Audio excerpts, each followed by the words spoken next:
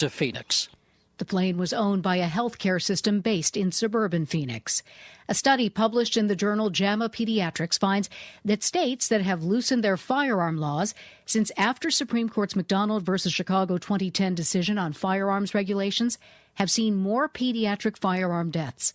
Lead study author Dr. Jeremy Faust says thousands of children should be alive. In the permissive and most permissive states, there were 7,400 more pediatric firearm deaths than would have been expected. Firearms are the leading cause of deaths for people aged 1 to 19 in the U.S. Apple is focusing on making its devices feel more personal to use as it struggled to keep up in the artificial intelligence race. CBS News technology contributor Ian Scherr. One of the biggest changes to Apple's software is the way it looks. The company's built new technologies that highlight photos that are in the background of your message chats or your home screen.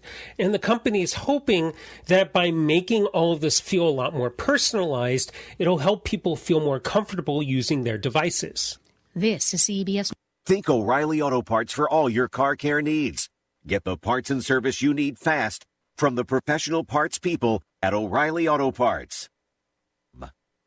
This is an important notice to all U.S. taxpayers. The IRS is giving away billions of dollars in tax savings through a federal program called the Fresh Start Initiative to aid delinquent taxpayers. This initiative was established for anyone facing financial hardship and unable to pay their back taxes. Qualifying and enrolling in this program will stop all collections, settle your delinquent tax problem, and even reduce what you owe by thousands of dollars. Call the hotline at People's Tax Relief to see if you qualify and get this free information by dialing 800-419-2387. If you have unfiled tax returns or cannot afford to pay your personal or business back taxes, you can now get the help you need. One simple phone call can resolve your tax problem and save you thousands of dollars. To see if you qualify and to get this important free information, call 800-419-2387. 800-419-2387. 800-419-2387. President Trump says his call with Israel's prime minister went well. Benjamin Netanyahu's office says, according to Trump, Washington had delivered a reasonable offer to Tehran to limit its nuclear program. President Trump says the U.S. and Iran will hold fresh nuclear talks on Thursday. Airline passengers are getting creative to try to get around a new rule. CBS's Deborah Rodriguez. The TSA has issued a reminder that being a Costco member might get you a $1.50 hot dog combo meal or a 48-pack of toilet paper, but it will not get you past airport security. The administration reports some travelers who've forgotten or don't have new real ID have been flashing their gold star emblazoned shopping cards at agents in hopes of slipping through. Some may be inspired by a Reddit thread that made the suggestion and elicited comments like, "It's the realest ID," and "It's got the gold star they want to see." Deborah Rodriguez, CBS News. And I'm Jennifer Kuiper, CBS News. It's no secret, but the best way to land your next job is to be recommended for the role. Historical data suggests that referred applicants are 15 times more likely to be hired than applicants who apply via a job board, although some referrals may be a bit better than others. According to published research, candidates referred by friends and relatives may be helpful in getting hired, but they tend to earn a bit less at their new job than candidates who are referred by business associates. That may be because business colleagues can vouch for the candidate's work in a way that family and friends may not. So employers may have more confidence in the candidate's skills and they'll raise their offer. Technology has made it easier to find and apply for jobs, but any type of referral is far better than applying to a job you find online and hoping for the best. So consider joining professional organizations. Cultivate your connections. It remains the best way to open doors to your next job. With Your Next Job, I'm Stephen Greenberg. Good afternoon. It is 2:05 p.m. and that is your time check on the bright side on Wave 105.1 FM. Think you've got what it takes to win? Tune in every Friday on Wave 105 FM with Patty Arroyo for the Hilton Trivia Challenge.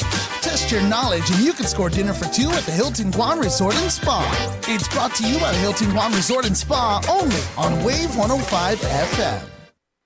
You're tuned into Wave 105.1 FM on the bright side with Pauly Suba every weekday from 2 p.m. to 6 p.m. You can listen to us on our website, thewave105.com, or watch us live on YouTube, Wave 105.1 FM Guam. If you want to reach us on the line, please call us at 671-922-1051 or 2.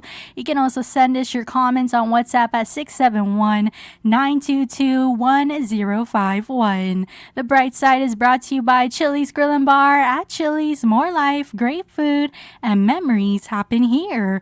Code School of Guam. Learn, code, and lead the island's first coding boot camp. Your future in tech begins with us at Code School of Guam. GTA, we start with you. Loco Jerk, spice up your life with the hottest jerk to hit your mouth. Follow Loco Jerk 671 on Instagram and Facebook, or visit their website, or visit locojerkguam.com. Micropack, get ready to shop till you drop at Micropack. Grads and proud parents, this one's for you. From May 1st to June 15th, snag your savings at all Micropack locations. You've earned it at Micropack. Sentinel Security Solutions, Guam premier provider of professional security services. Sherwin-Williams, rain's coming fast. Are you ready?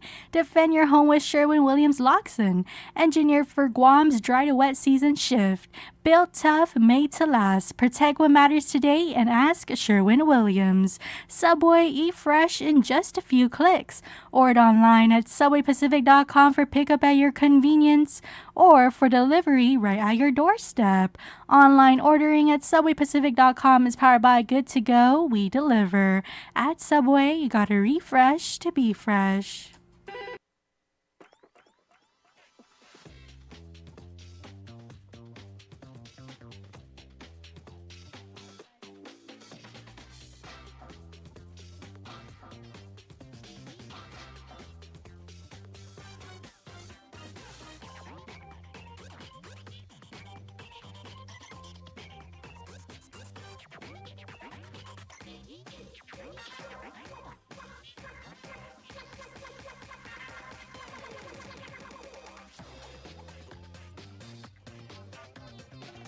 Now's that time for your real deal traffic report here on the bright side.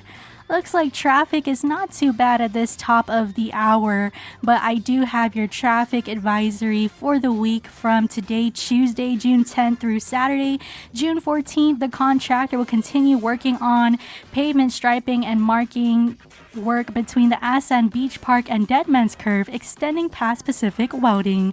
Work hours are scheduled from 9 a.m. to 4 p.m. on weekdays and 7 a.m. to 4 p.m. on Saturday. Expect multiple intermittent lane closures in both north and southbound lanes during this time. And that is your real deal traffic report here on the bright side. The views and opinions expressed in this show are that of the show host, guests, and callers. They do not necessarily reflect the views and opinions of the staff and management of Wave 105 FM, Glimpses Media, or any of our partners. As we strive to provide quality, respectful, and engaging content, we welcome you to participate in the conversation. Thank you for tuning in to Wave 105 FM, the sound of Guam. Enjoy the show.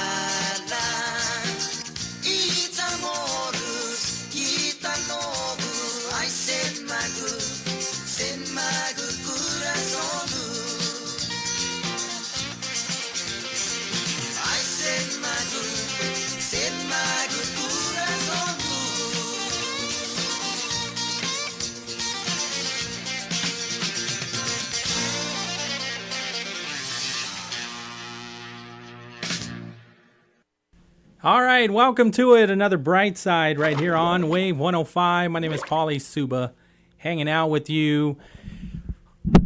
Our number is 671-922-1051 or 1052. We're online, thewave105.com, as well as our YouTube channel. And so we want to get in the president of the Guam Chamber of Commerce, Catherine Castro, who is waiting patiently. Hafa Adai.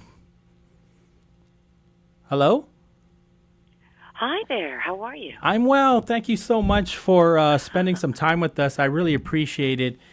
Starting just a little bit late, but glad to have you on the show and talk about yesterday's public hearing. And so I kind of just wanted to get your take now that, it's recessed, and so we don't have a date yet when Senator Chris Duenas will reconvene the public hearing on Bill 11. But I first wanted to get your take, your overall take on what happened yesterday, and then I just have a few questions. Sure. I thought that it was a good showing from many, many businesses. I did feel really bad, though, that the first panel spent hours in front of the legislators instead of having folks that were there give their testimonies. Although there were a number of businesses there, they didn't have a chance to give verbal testimonies. I'm sure many of them submitted written testimonies, but did want to have some face time with the senators.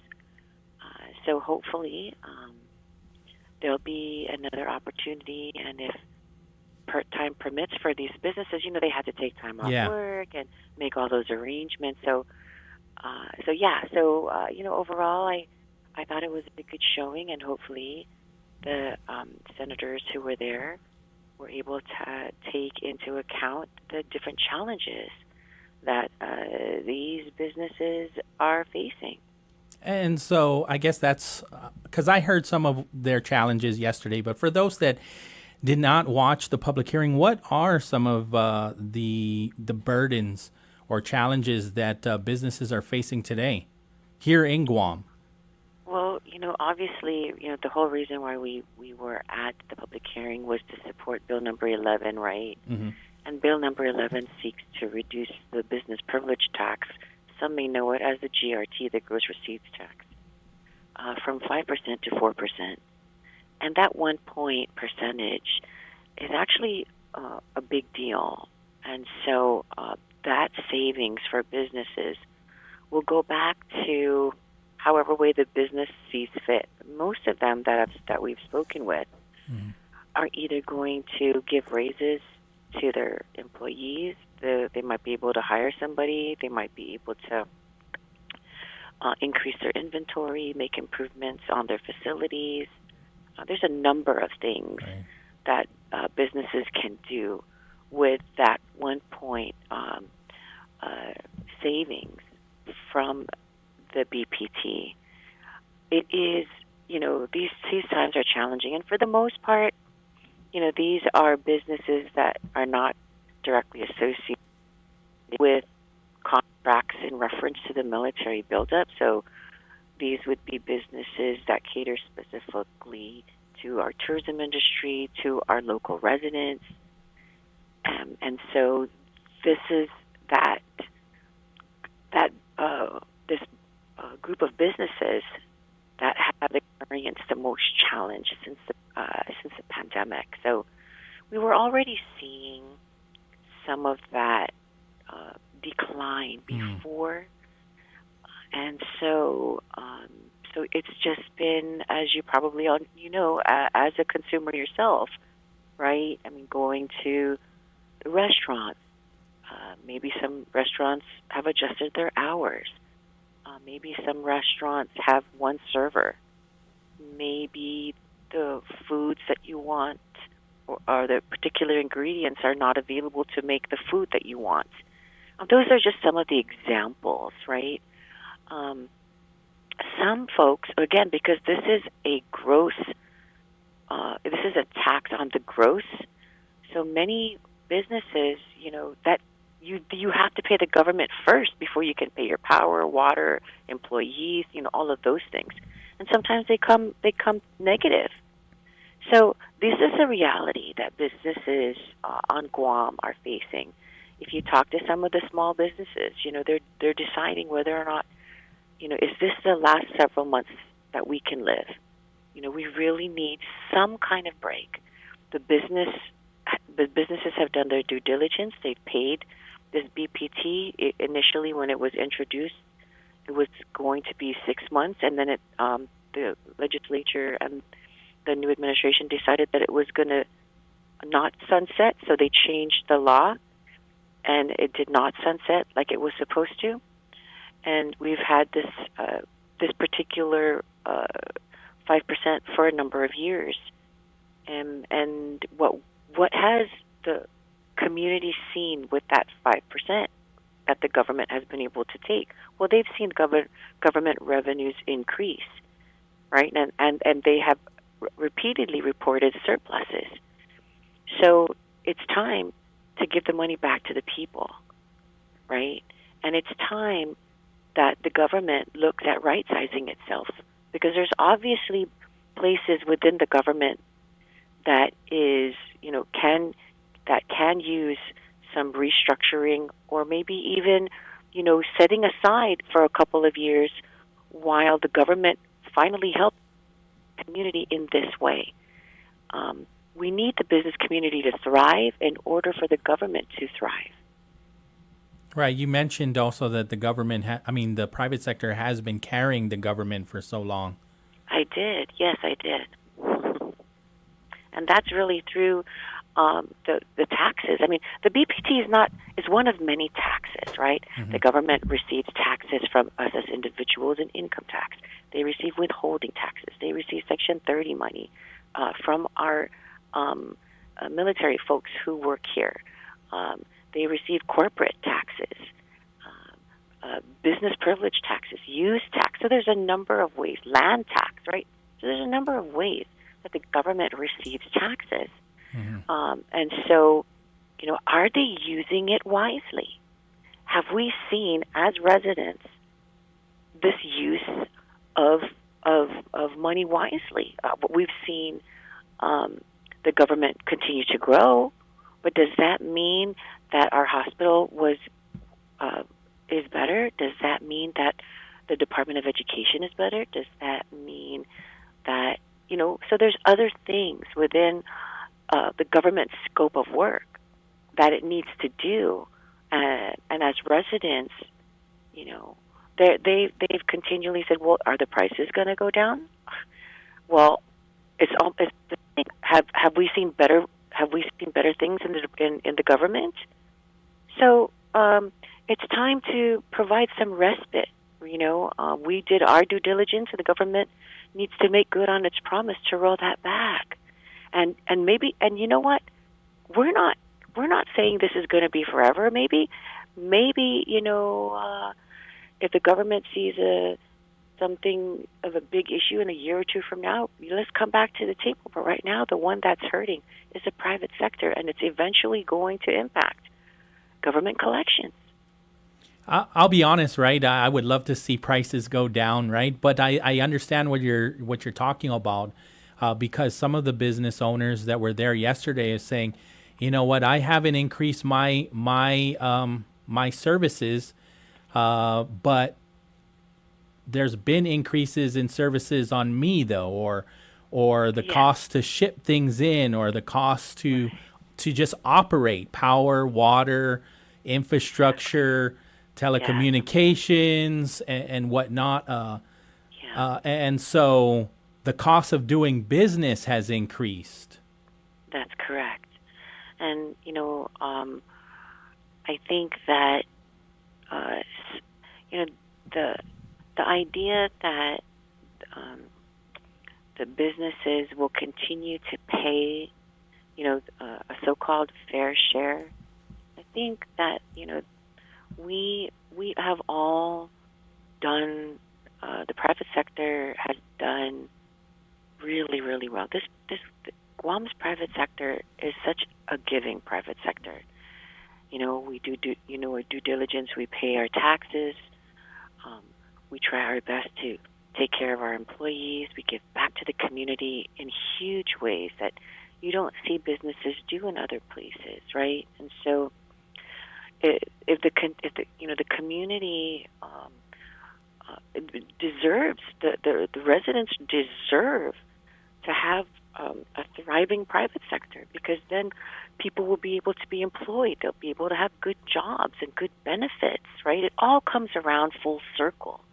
When people are compensated and get raises, then they're gonna take their kids out and they're gonna go enjoy a nice meal. They're gonna go grocery shopping or do entertainment things. So the money will circulate within our economy. Yeah, understood. One thing that I noticed that you and Mr. Lester Carlson agree on is having to tax internet sales. Yeah, I mean, we've been talking about this since, goodness, maybe, I'm not sure if it was during the Camacho administration, but certainly during the Calvo administration, right? We had seen millions of dollars, and at the time, I think it was estimated at $50 million when we were, our local government was losing out on any type of even the business privilege tax. If you identified, what percentage, the 4% at the time, was being lost to these internet, and then since the pandemic, oh my gosh, that number has grown, exponentially, right? And that has hurt our local businesses. And granted, there's items that cannot be purchased here. Maybe some things may be considered, maybe it's cheaper. There's so many reasons why people do online shopping, but certainly it has impacted our local businesses. Into a public hearing that was done maybe last month, and it was in reference to the pharmaceuticals, and giving some type of relief for the pharmaceutical companies, right? And they have a huge service to our local residents, right? They provide the medication that we need. And there are pharmaceutical companies that are online that our residents can purchase from, and they bypass paying the BPT altogether, right? So there are lots of companies that are off island that we send our hard-earned money to that do not, pay our government the taxes. So that leaves our economy. It doesn't circulate here.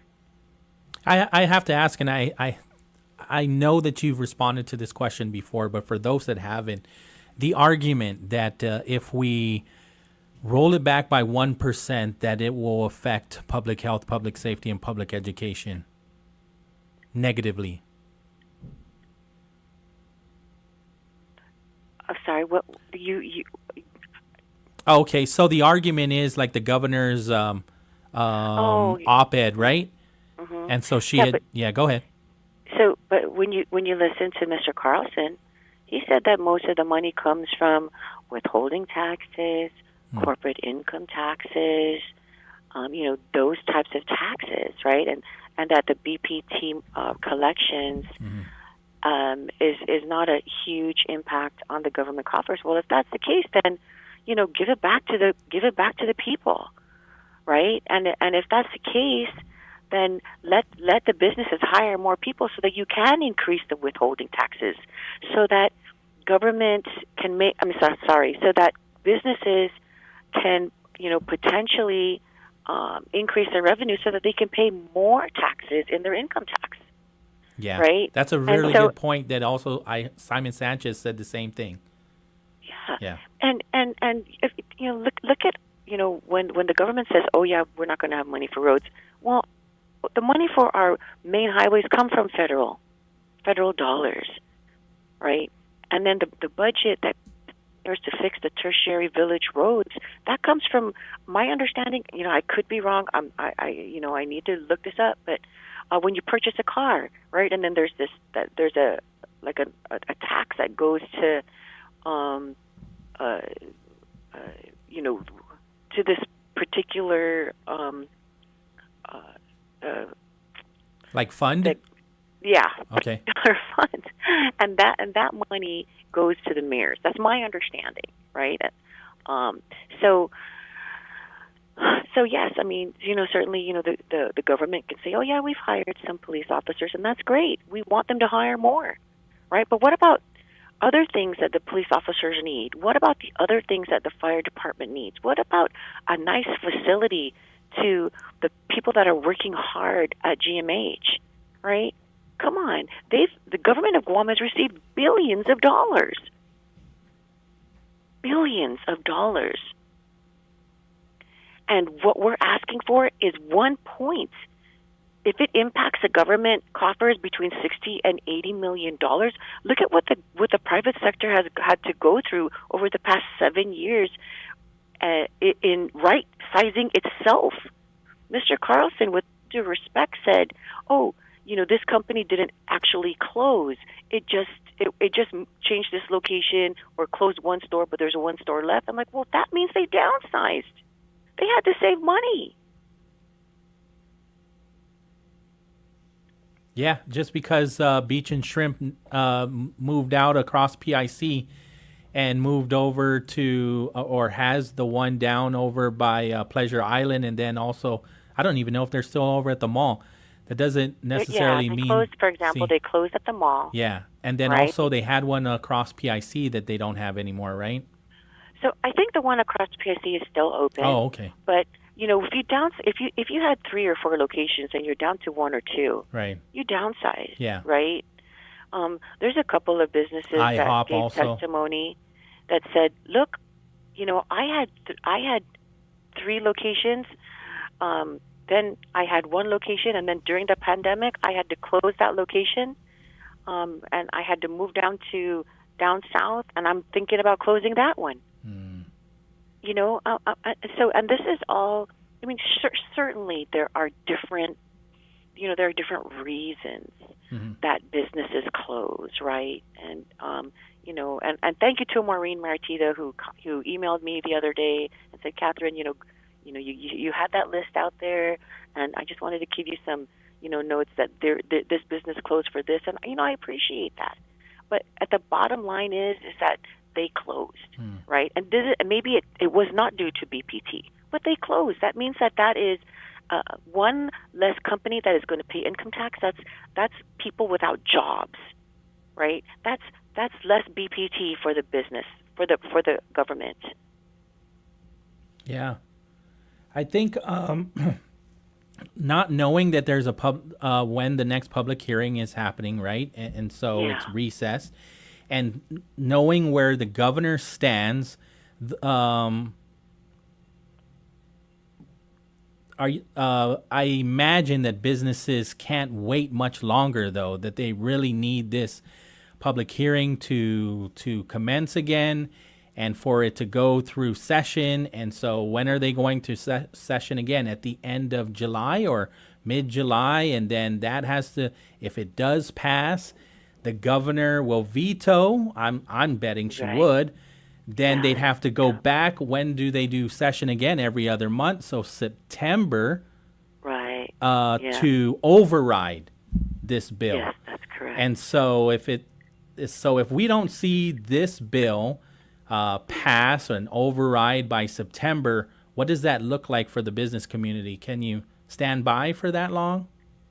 Well, some of the small businesses probably will look at, okay, maybe it's time to close our doors. Maybe we'll hold on until Christmas. A lot of small businesses try to hold on until the holidays because everybody's hoping that they'll get a bump in sales, right? Especially on the retail side, especially on the the hospitality side, right? But do we want to wait that long? Like, we've already seen a huge exodus of skilled labor leave our island, right? I mean, even the Department of Education says we don't, we're down thousands of students.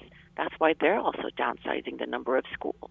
Yeah. Right? So does that mean that they need all that budget in their maybe they need to consider downsizing, right? There's so many things in this $1.4 billion budget that can be right-sized. That is an unsustainable budget.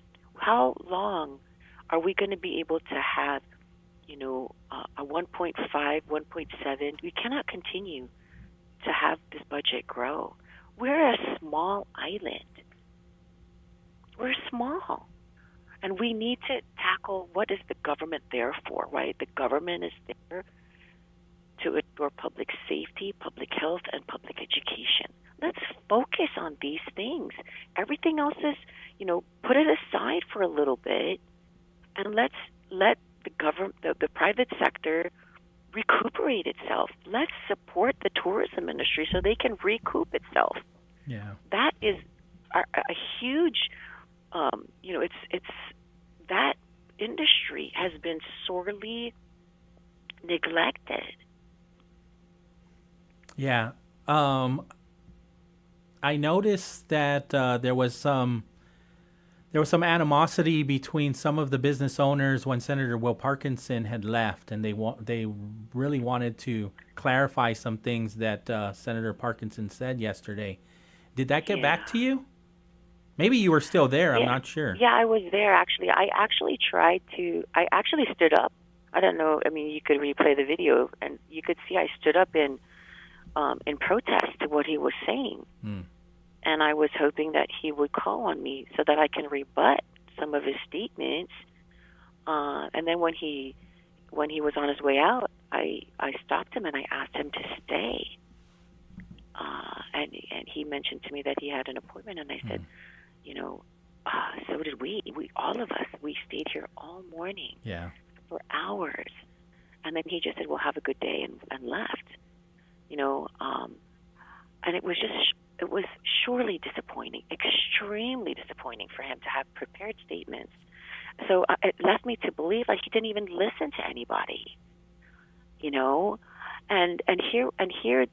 and I'm pretty sure if you've seen the faces of the last few private sector folks that were there, their faces were incredulous. They could not believe that he would say those things in a prepared statement and then walk out. Yeah. I haven't seen any public statement. The only person that sent out a public release or press release based on Bill 11 was Senator Sean Gumatautau since. And just seeing the amount of people that showed up, I know you made the statement that you were disappointed that not all 15 senators were there. Senator Chris Duenas did mention that there were at least 3 that were in D.C., and they're going to bring back a report, right, and hoping to bring back to protect some of our federal funding. And so I know that Senator Chris Duenas said that, but at this point now, our 15 senators, what is your response now? Do you have a response? Do you feel a little bit better about what you heard? Who are the champions, maybe? What I've been telling people, what we're preparing to share with the private sector is we need to continue to talk to our senators. We need to continue to press the urgency of rolling this BPT back. It's not over until it's over. And so we need to continue to send testimony, continue to call our senators, continue to put pressure on the legislature, because this is important. This is important for our private sector. It is the most important that it's ever been. We have towed the line for so many years. And, it's just sad that there are certain people that don't see that there is a need. Well, how do we gauge if our economy is thriving, right? We look at our business sector? For sure. Yeah.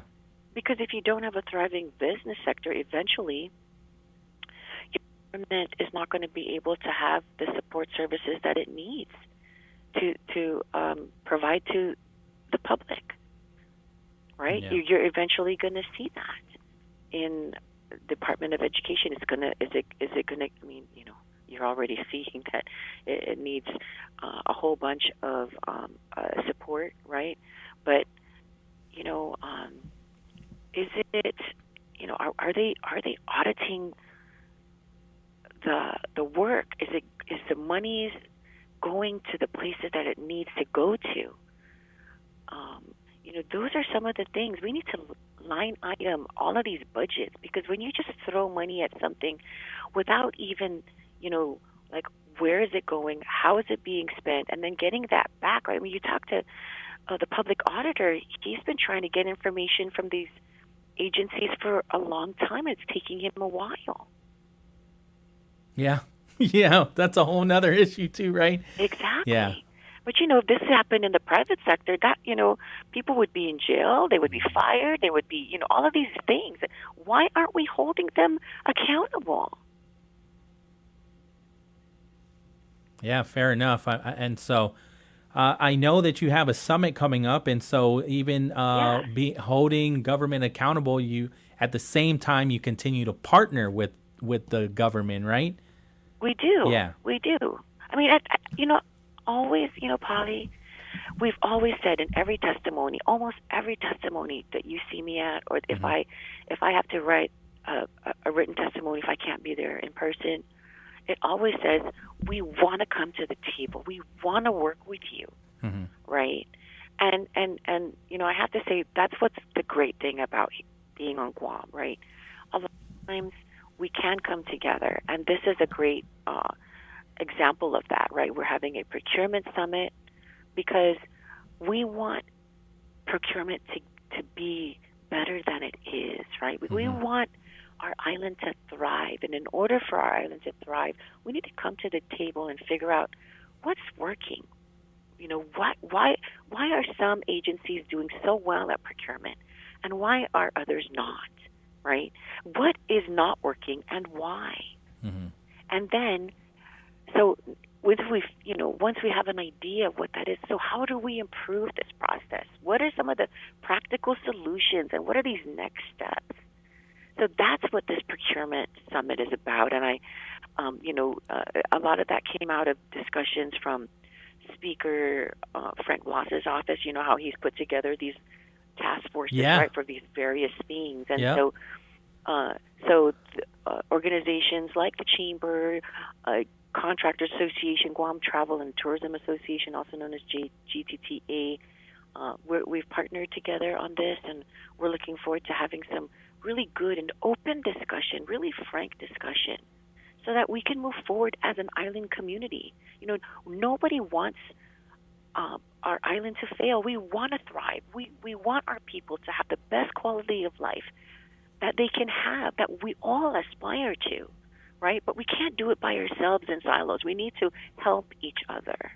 Yeah, I think even when you go have your chamber meetings, who do you invite? You invite a lot of government public servants, right, to better understand. Yes, exactly. Thank you, Pauly, for for that. Well, I would have only known if you, because you invite us, right? And so I appreciate the invitation that you allow the media to be in there and listen to the discussions that are being made in the business community. Are able to ask questions directly to, like most recently, the Lieutenant Governor. Before that, our Attorney General. And so the questions that they're asking is, how can we help you? A lot of times. Right? Exactly. Yeah. Because, the business community, right, they want safe streets, right? They want their employees to feel safe coming to work and leaving, right? We want our employees to look forward to coming to work, to enjoy the work environment, to enjoy being with their coworkers, right? To be excited that, okay, it's payday weekend. I'm going to take my kids, my family. We're going to go do this, and there's some great things to look forward to on Guam, right? Yeah. But we all need to be able to work together to get that rolling, to be able to, make things happen. And another partnership is the beautification partnership that we have, right? We've got, when we had the meeting with the Lieutenant Governor, we announced that the chamber has a partnership with GVB, and we're trying to tackle this graffiti situation, right? And make our residents feel pride in our island, and have our tourists feel like, wow, this is a great place, But how can people feel that way when there's graffiti and trash and all of these things that, mar the beauty of what Guam is? Absolutely. Yeah. Well, I'm about to put this information on the Government Procurement Summit to address service delivery and community value. Your phone number at the Commerce, at the Chamber, 472-6311, and then your email, info@guamchamber.com, for those listening now, whether they are members or not. Yes, that's right? correct. It's open. Yeah. Yeah. And so we're going to put that on our YouTube. We'll probably have to put it in 2 comments because it's pretty long, Isa. But to invite the community, right, to better understand what government officials, business leaders, contractors, and stakeholders are interested in enhancing Guam's procurement system, so that way they can better serve our community, our island. That's correct. Yeah. Yes. There is a fee, though, Pauly. Yes. So, $65 right, registration fee, and RSVP is required. Yes. Yes. Yes. Got We need it. to make sure, we have to pay for the hotel. So, Right. Yeah. June 12, 9 a.m. to 3 p.m. So that's June 11th. June 11. Oh, okay. Oh, Sorry. Thursday, June 12th. I apologize. it is June 12. There's so many okay, things yeah. on our calendar. Yeah. Okay. Got it. June 12th. Yes. Got it. You got it right. All Thank right. you so much. Absolutely. Did I miss anything? I just want to make sure that we're getting all sides, all angles, all perspectives. Yes, I truly appreciate that, and we look forward to, the more businesses, whether you support the rollback or not, send in your testimonies, explain to the senator, your take, and it's for the good of the people that are going to make these decisions, right? And submit them to Senator Chris Duenas, who is the committee person in charge of finance and I guess government operations, and and hopefully we'll hear very soon when that next public hearing will take place. Yeah, I mean, it's only right to continue to urge your senators, especially when they say we're going to have a public hearing. Well, we just want to see the date so people can show up, because he did promise, one thing that he did promise was the time. So 1 p.m. to 10 p.m., right? Yes, yeah. All right. That too, yeah. Thank you so much, President of the Guam Chamber of Commerce, Catherine Castro. I appreciate this time and the opportunity just to have a conversation with you to better understand some of the challenges that our business community is facing. So I greatly appreciate this. I appreciate this as well. Take good care. All right. See you soon. Adios. 2:46 in the afternoon. Issa will take the break right here on the Talk of Guam. It's Wave 105. CBS News Brief. President Trump has ordered 2,000 more California National Guardsmen to support the 2,100 already helping immigration agents, police, and sheriff's deputies as they push back on protesters in Los Angeles. That's on top of the 700 Marines deployed. Trump says there could be additional deployments. We would bring more in if we needed it, because we have to make sure there's going to be law and order. You had a disaster happening. CBS's Elise Preston is at the site of a weekend clash. When you're driving around this federal building, you see the remnants of that chaos. You see graffiti tagged all over the walls, all over the sidewalks, all over the fences. Apple is working to make its devices more personal, says CBS News tech contributor Ian Scherr. One way Apple's hoping to flex its muscles is with its new gaming app, which puts a lot more attention on the various games that are available through its App Store and its arcade subscription service. CBS News Brief. I'm Christopher Cruz. Help your child get a head start on saving. I'm Mark Hamrick with a Bankrate.com Personal Finance Minute. A great way to begin teaching a child about money and budgets is to open a savings account. The first thing to remember is that you don't have to start out big. A savings account can be a teaching tool as long as the child is involved. Kindergarten is a time when a child typically begins understanding the basics. A regular allowance is part of the lesson plan. Searching for a bank or credit union, shop for an account with no minimum balance requirement or at least a low one, such as $1 to $5. You'll want an account that charges few, if any, fees. Some even reward kids prizes, and some will match the first $5 deposit. Go to the bank together as parent and child and show how keeping track of one's balance is part of the necessary homework. Over time, teach how interest works, further demonstrating the value of saving. By the time the child is ready to go off on their own, they'll be better off having been taught wisely about managing finances. For more, check out Bankrate.com. I'm Mark Hamrick. I'm Larry Magid with the Connect Safely Report. The Family Online Safety Institute just released its 2025 Online Safety Survey, and the findings are revealing. There's some good news. 89% of kids say that they feel comfortable turning to their parents if something online makes them feel unsafe. And 83% of parents agree that their child talks with them openly about what happens online. Less than half of parents use parental controls on devices like phones, tablets, and laptops, even though those who do report lower screen time and greater peace of mind. And over 60% of the kids surveyed use generative AI, often for homework or creative projects. Yet only half of parents and kids believe that AI will make them safer online. The full survey at connectsafely.org/radio. With the Connect Safely Report, I'm Larry Magid for CBS News. Eat fresh in just a few clicks. Order online at SubwayPacific.com for pickup at your convenience or delivery right to your doorstep. Online ordering at SubwayPacific.com is powered by Good to Go. We deliver. At Subway, you gotta refresh to be fresh.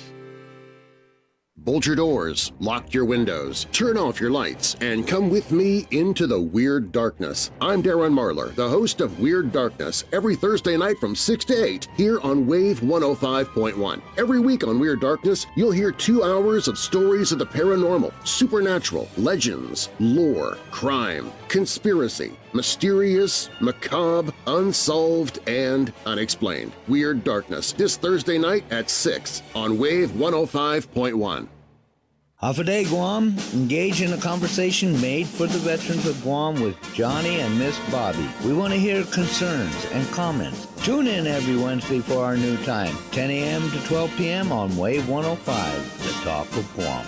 Hafa Adai at Wave 105 FM. We want to talk. We want to talk about the things that are important to our island and our community, and we want to talk with you. If you want to join the conversation, if you want to chime in, we welcome it. We welcome all points of view, all thoughts, all perspectives. Call or WhatsApp us at 671-922-1051. If that line is busy, then call us at 922-1052. This is Talk for Everyone. Thanks for listening to Wave 105 FM, the talk of Guam. One pill can kill. Fake pills often contain fentanyl. It only takes 2 milligrams of fentanyl, equivalent to a few grains of salt, to be lethal. Fake pills are often sold on social media platforms, making them available to anyone with a smartphone. Talk early and often to youth about the dangers of misusing prescription drugs and the lethal dangers of counterfeit drugs laced with fentanyl. Stay informed, stay safe. One pill can kill. This public service announcement is brought to you by the radio stations of Glimpses Media Group, Wave 105 FM, and Power 98. Now's the time for your real deal traffic report here on the bright side. Heavy traffic on Route 1.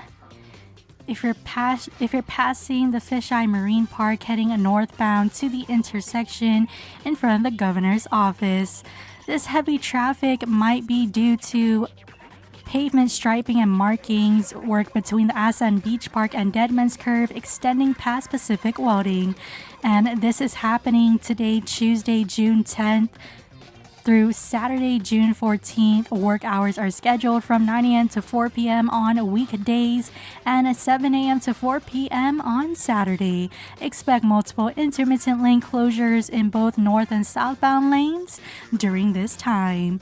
And that is your real deal traffic report here on the Bright Side.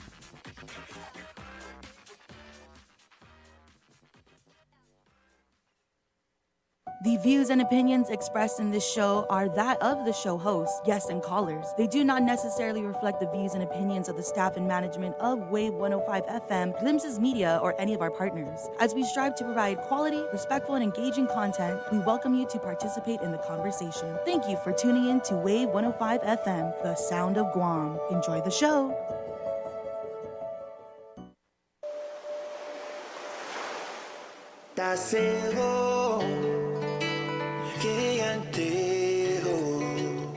Be my cradle, be my womb. All right, welcome back to Brightside right here on Wave 105. Our number is 671-922-1051 or 1052. Biba Matis. It's Tuesday, June 10th. We're online, thewave105.com, as well as our YouTube channel, Wave 105.1 FM Guam. I got a message during the break. What was it that Senator Will Parkinson said? Well, we can just play it now. So you have the audio file ready to go. And so this is what Senator Will Parkinson said yesterday on Bill 11. Thank you, Mr. Chair. Throughout the discussion on this, my biggest question was, are we going to pass this benefit on to the consumer? And today, it's clear the answer is no. Not once did we hear anything about lowering costs for consumers. So let it be clear for everybody at home. This bill is not about consumer relief. They never said they would use it to lower prices. They said they would use it to reinvest in themselves.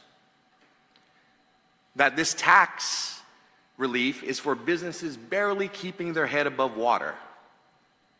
But that's not true. This is not for those businesses. Businesses barely keeping their head above water are already paying a reduced rate. This primarily benefits the top 10% of businesses, the richest and the most well-off among us. The top 1,000 businesses out of 15K. So let's call this what it is. A tax giveaway to billion-dollar defense contractors, multinational chains, paid for by cutting millions from our hospitals, our clinics, and our kids' schools. Nearly 90% of Guam's businesses pay 3% or less in BPT. In 2023 alone, businesses claimed $3.5 billion in tax exemptions, resulting in a staggering $175 million lost revenue. Add that to the $9 million in reductions for small businesses, and we're already looking at $184 million in tax breaks. This new proposal would add another $80 million loss annually. That's nearly $263 million less for education, healthcare, public safety, and road repairs. We've graduated and deployed more police officers to protect our neighborhoods. We've launched programs to bring emergency care directly to those in crisis. We've had new classes of firefighters for our understaffed department. We've raised wages for our teachers, nurse, and law enforcement officers, not just to retain them, but to recruit replacements for our aging workforce in these vital roles. Additionally, we have returned a portion of those funds back to the people, well over $130 million in power credits to help families and ratepayers managing utility costs. So this body is not shy about giving money back to the people, as long as it's getting back to helping consumers in their pocketbook issues. And we've tried this before. We've lowered it in the 2000s, and it didn't lead to lower costs. We are in a period of growth. Military investment is surging. We should be using momentum to strengthen our island, not hollow it out with policies that disproportionately benefit large contractors. Thank you, Mr. Chair. All right. So when I do look back, I do see the president of the Guam Chamber of Commerce when it has the camera facing the senators. So I do see her standing up while he's speaking. All right. So it's important then to share, well, what did some of the business owners think of that?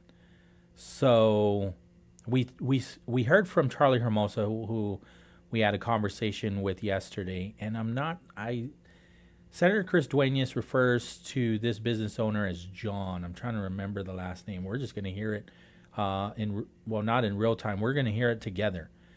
So 5621. If you can go there. And so this is a business owner responding and basically saying senators need to understand when their revenues drop, then they have to they're going to have to budget. They're going to have to decrease their operation. And he says when the government and their revenues drop, they increase tax. So here it is.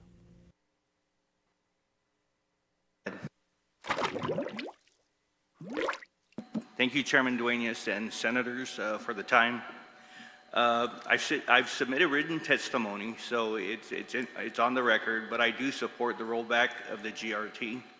I wanted to make sure that the senators understand the private sector. First of all, when our revenues drop, we have to cut costs. That starts with whatever expenses we have. It moves to the owners next. We have to take a pay cut. And lastly, we have to do layoffs. And that's the reality of being in the private sector. The government, when their revenues are down, they just tax more. They just keep increasing taxes. That's their remedy. So the government has to learn how to cut its own costs. In the private sector, you won't find non-performing workers. You might find low-performing workers, but there won't be any non-performing workers. Those guys are usually gone. The government has to look deep, real deep, to determine who's not performing. And if you have to get rid of them, you got to get rid of them. It's almost impossible to lose your job in the government. Doesn't matter if you steal from the government. If they're not caught on time, you still get your job. You get back pay.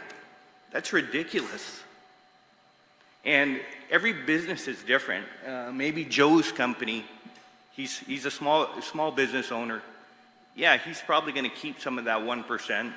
But there's others that are going to invest it in their employees, either hiring more workers, giving pay increases, investing in inventory. And that's all going to roll back into the economy. So whatever these businesses do with that 1%, it's going to go back into the economy. It's going to be in the hands of the people of Guam on how they spend their money. It's not going to be in the hands of the government on how to waste their money. And there's a lot of waste in our government, and we need to learn how to cut our costs. And as Ron said, really disappointed in this senator. It's shameful that he walked out of here without hearing everybody else speak. And it's obvious he's way off course. I don't know if it's those bills he's passing. Maybe he's smoking too much of his own stuff. But it's ridiculous. But thank you for your time. All right, there's two arguments, right? So I appreciated the testimonies from all. There was opposition to Bill 11, so and then also being able to gain some of the data from not just Mr. Carlson and director. Well, they're both directors, right? BBMR, and then also Director Ed Byrne, and also Director of Department of Revenue and Taxation, Director Lizama, but then also from Mary Rhodes, the president of the Guam Hotel and Restaurant Association, and also former Senator Simon Sanchez. I mean, just gaining both sides of the coin. And so I know I'm not the only one. So understanding that it's not over, that they have recessed, and we're just standing by for Senator Chris Duenas, who has oversight over this committee. And so as soon as I find out, I'll share with you, or you can share with me if you find out before I do. Well, like I mentioned before, what we do know is the next time they do have a public hearing, it will take place in the afternoon, and it can likely go all the way till 10 p.m. And what Senator Chris Duenas said in his closing was that during recess, some business owners came up to him and said there are others that would have liked to be here, but where are they? They're at work. All right, 3:03 in the afternoon. We are KGUM FM in Dededo, Guam. There are a couple other things. There's back and forth now between the governor and the attorney general on the Dignity Project and getting able to hear what the court has said, basically putting a pause on the Dignity Project, cannot move forward. There will be another hearing, and so we'll break that down on the other side of these. And then in the 4 o'clock hour, our very good friend Dave Duenas is going to be coming in. And so he's got a lot to say on a number of issues. And so he's going to be my guest host for the second half of today's show, beginning at 4 p.m. So we'll take our break now. Time for your CBS News. Issa has your Real Deal traffic report. This is CBS News on the Hour, sponsored by Progressive Insurance. I'm Christopher Cruz. Another 2,000 California National Guard troops have been federalized and are being sent to the Los Angeles area. That's on top of the 2,100 National Guardsmen already deployed, along with 700 Marines. Here's L.A. Police Chief Jim McDonald. We're activating a department-wide operational posture that enables us to reallocate officers rapidly, hold over shifts as needed, and prioritize major incidents. CBS's Carter Evans says police and sheriff's deputies are engaging with the protesters. I do hear some rounds here. These look like pepper balls, maybe? Pepper balls, like paintballs with irritant in them. They usually shoot them down on the ground, so they kind of burst out with smoke, and it's really irritating, so you don't want to be around it when that's happening. Because those are the rubber bullets. They just shot a protester there with rubber bullets. The superintendent of the L.A. School District, Albert Carvalho, is encouraging parents to attend their children's graduation ceremonies despite their fear of being arrested by immigration agents. We also have authorized the principals to allow parents to remain at the venue for as long as it takes, should there be any immigration enforcement action around the area where the graduations are taking place. Trade representatives from the U.S. and China are scheduled to meet in London for a second day to try to make a trade and tariff deal. CBS's Jolene Kent says stock traders and investors will be watching. If a deal is struck within the 90-day window, it would be great news for big businesses, small businesses, investors, all across the board, right? But this is day one of yet another chapter of talks. We expect talks between the U.S. and China to continue tomorrow in London. But right now, the market, in terms of these tariffs, is kind of on hold. A lot of that volatility already priced in. Stringent security protocols are being put in place for Saturday's planned military parade here in Washington. Secret Service agent Matt McCool says hundreds of thousands of people are expected to attend. You will see 18.5 miles of anti-scale fencing, 17 miles of bike rack, concrete barriers, 175 magnetometers, and officers from federal, state, and local agencies standing post. The defending champion Florida Panthers now have a 2-1 lead in the Stanley Cup final after defeating the Edmonton Oilers 6-1 in Game 3 on TNT. As time winds down, and Florida takes a 2-1 lead as the Reds hit the ice, a tradition here since Perry, 1996. Game 4 of the Stanley Cup Finals scheduled for Thursday night in Sunrise, Florida. This is CBS News. Progressive Insurance. Progressive can protect your home, auto, boat, motorcycle, ATV, RV, and more. In short, a lot of things. Bundle today at Progressive.com.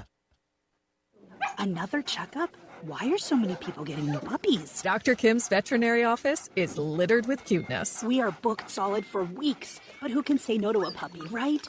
Oh, who's a good boy? Oh, who's what? She needs to find extra vet techs to get those pups some extra love. I need Indeed. Indeed you do. When you sponsor a job on Indeed, candidates can find it easier, so you can hire easier. Redeem your $75 credit at Indeed.com/credit. Terms and conditions apply. Hey, listen to this. All I needed was a new starter. Got a great deal on eBay. Did it myself. Yeah, that's cool. But how about the soft purr of an upgraded exhaust when it fits just right? For me, it's the little things. Like these new windshield wipers from eBay I installed. From small fixes to big upgrades, eBay has all the parts you need at prices you'll love. Guaranteed to fit every time. eBay. Things people love.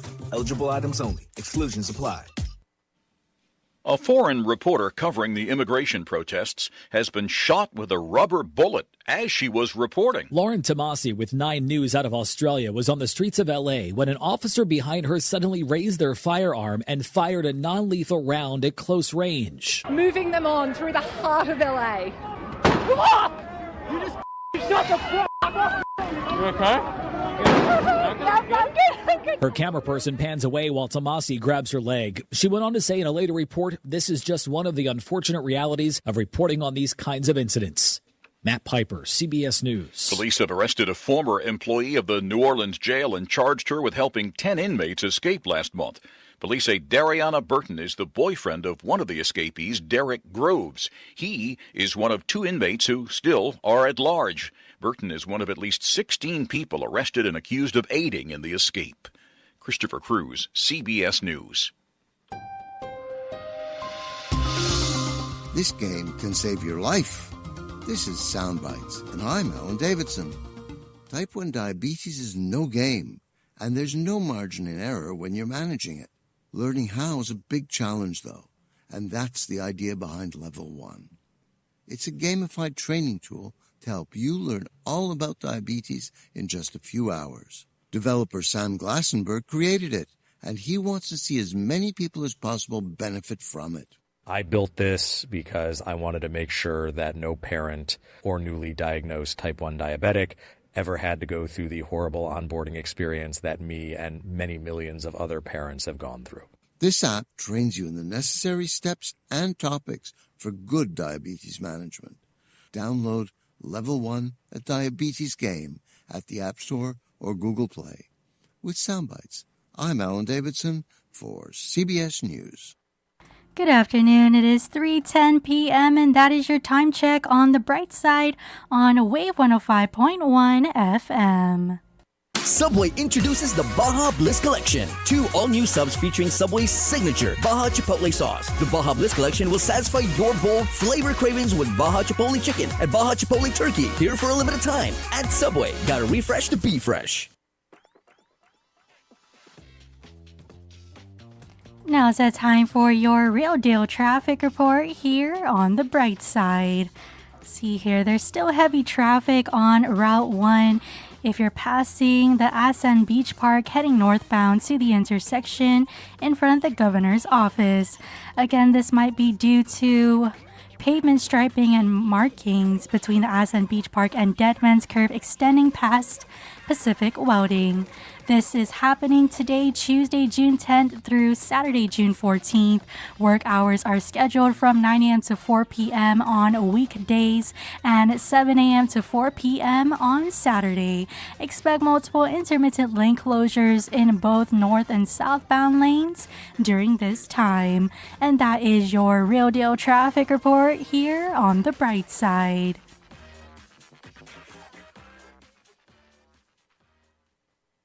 The views and opinions expressed in this show are that of the show host, guests, and callers. They do not necessarily reflect the views and opinions of the staff and management of Wave 105 FM, Glimpses Media, or any of our partners. As we strive to provide quality, respectful, and engaging content, we welcome you to participate in the conversation. Thank you for tuning in to Wave 105 FM, the sound of Guam. Enjoy the show.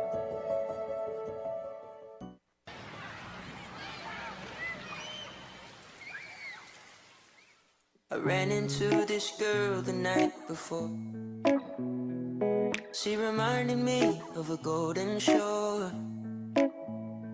She was nothing like your average girl next door. She liked DVDs, tattoos, and Paramore. All right, welcome back. Viva Matis. It's Tuesday, June 10. Wave 105, The Brightside. With me, Pauly Suba, 671-922-1051 or 1052. We're online, thewave105.com, as well as our YouTube channel, Wave 105.1 FM Guam. So this one was filed in the Superior Court yesterday, June 9th. A decision in order granting preliminary injunction and denying motions to dismiss and preliminary injunction filed by the plaintiff is Governor Lulian Guerrero, and the defendant is the Attorney General Doug Moylan. And so the AG, it talks about what this is all about. The AG entered into a $1.1 million contract with Tropical Palm Hotel to provide temporary housing, meals, and services to 20 unhoused individuals. And the governor argues that the AG bypassed required governor approval of the contract, and the AG violated procurement law by improperly using sole source procurement. And so, in the procedural summary, the governor filed a lawsuit requesting the injunction to stop the AG from performing the contract or spending funds on it. The court initially issued a temporary restraining order and then later extended it while reviewing the case. Hearing was held on May 12th. Witnesses included the AG and several OAG staff and public officials. And so it talks about what the Dignity Project is. It's funded by the Opioid Recovery Trust Fund, intended to provide temporary shelter and services to homeless individuals. So this trust fund, the Opioid Recovery Trust Fund, approved $1.49 million for the project. The Attorney General attempted the competitive procurement twice, but no successful bids. The AG then switched to sole source procurement and signed a contract with the hotel, the Tropical Palm Hotel, for up to $1.13 million. Now, the dispute is the Attorney General, or the Office of the Attorney General, did not submit the contract to the governor for approval as required by law. Department of Administration refused to process the contract without the governor's signature. However, the Office of the Attorney General insisted the governor's signature was not needed. And then the Office of the Attorney General allegedly threatened a DOA staff with criminal prosecution if they did not process the contract. And so, allegedly under threat, DOA processed it, prompting the governor to file suit. And so, in the defendant's arguments to dismiss the case, keep in mind, according to this injunction, they've all been rejected. But these are the arguments. And so the defendant, the Office of the Attorney General, claimed that the Opioid Recovery Trust Fund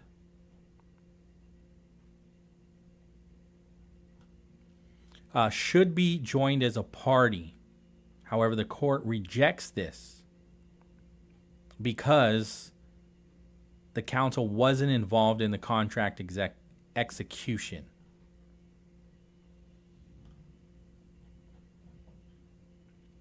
There was a failure to exhaust administrative remedies, so the defendant, OAG, claims that the governor should have protested through procurement channels. Again, the court rejects this. The governor was not a bidder and had no such administrative avenue. The court ruled that the governor does have standing due to her executive role and statutory duty to approve contracts. The OAG argues that the governor waived her right to object because the council includes her appointees. The court rejected this, because the governor did not delegate her approval authority. And so there is likelihood of success because the court ruled in favor of the governor, that the law clearly states all contracts subject to the Central Accounting Act must be approved and signed by the governor. The Office of the Attorney General did not follow proper procedures for sole source procurement, which was done by the wrong entity, basically stating the AG lacked the authority, lacked required market research reports, lacked required fair price determination. The staff conducting the procurement lacked required training. And so the AG did not have authority to ratify, and the contract had not yet been lawfully awarded, so ratification was improper when the AG attempted to ratify the contract. So, again, the court rules in favor of the governor, that the governor's legal right to approve contracts was violated. Violation of the law itself constitutes irreparable harm, and even though the Dignity Project serves as an important public purpose, lawful process and fiscal controls must be respected. So the court now is ordering that the AG and the office of the AG is prohibited from taking any further action with the hotel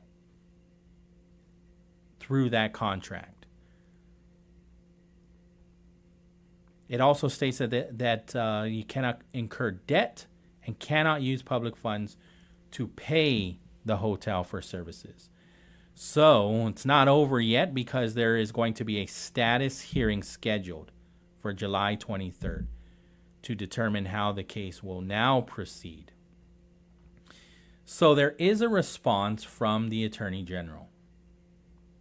And so the Attorney General, just make sure I have the right one here. All right. Responds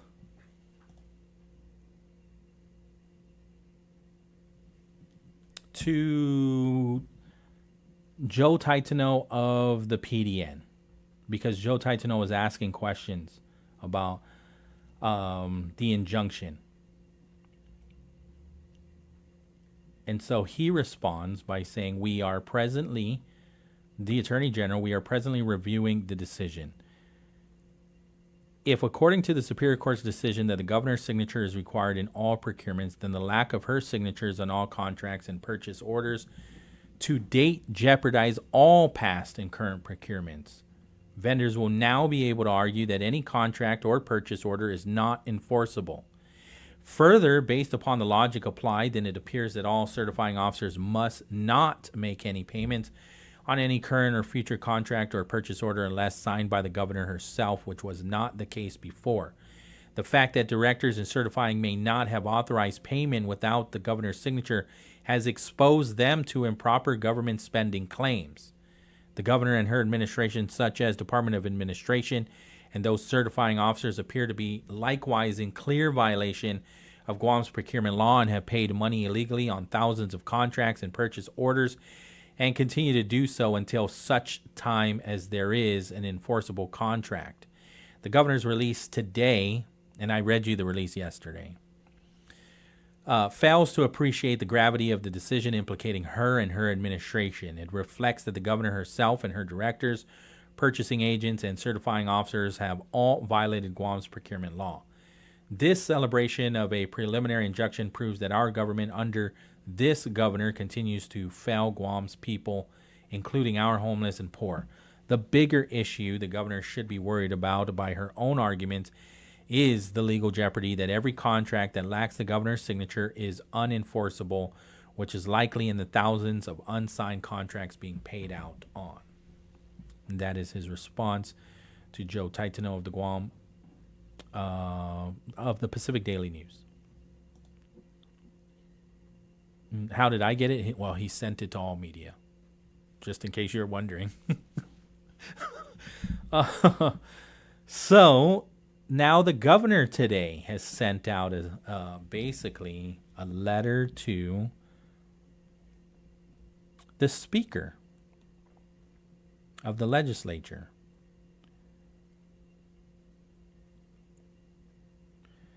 And so Adaloop has basically sent this letter to media to see what the governor is asking the legislature to do. So she sent the letter to Speaker Frank Bloss to alert them about serious violations committed by the Office of the Attorney General. And I'll just say alleged, right? It's really to save me. Because this is really this administration said, and this Attorney General said. So I'm just sharing you what information we have. Superior Court judge issued an order blocking the Attorney General from moving forward with the $1 million contract known as the Dignity Project. The court found that the contract broke several of Guam's procurement and accounting laws, right, which I won't go over it again. I shared with you what the courts have said. The AG argues that this law did not apply to his office, but the court rejected that argument. The court also found that when the AG realized mistakes had been made, he tried to ratify or fix the illegal contract after the fact, but he had no legal power to do so because the contract was not yet finalized. According to the court, the only options now are to cancel or properly modify the contract to comply with the law. The governor said this ruling proves that the Attorney General has repeatedly ignored the rules that ensure transparency, accountability, and responsible spending of public funds. She also says that she has already asked the public auditor to review the OAG's spendings.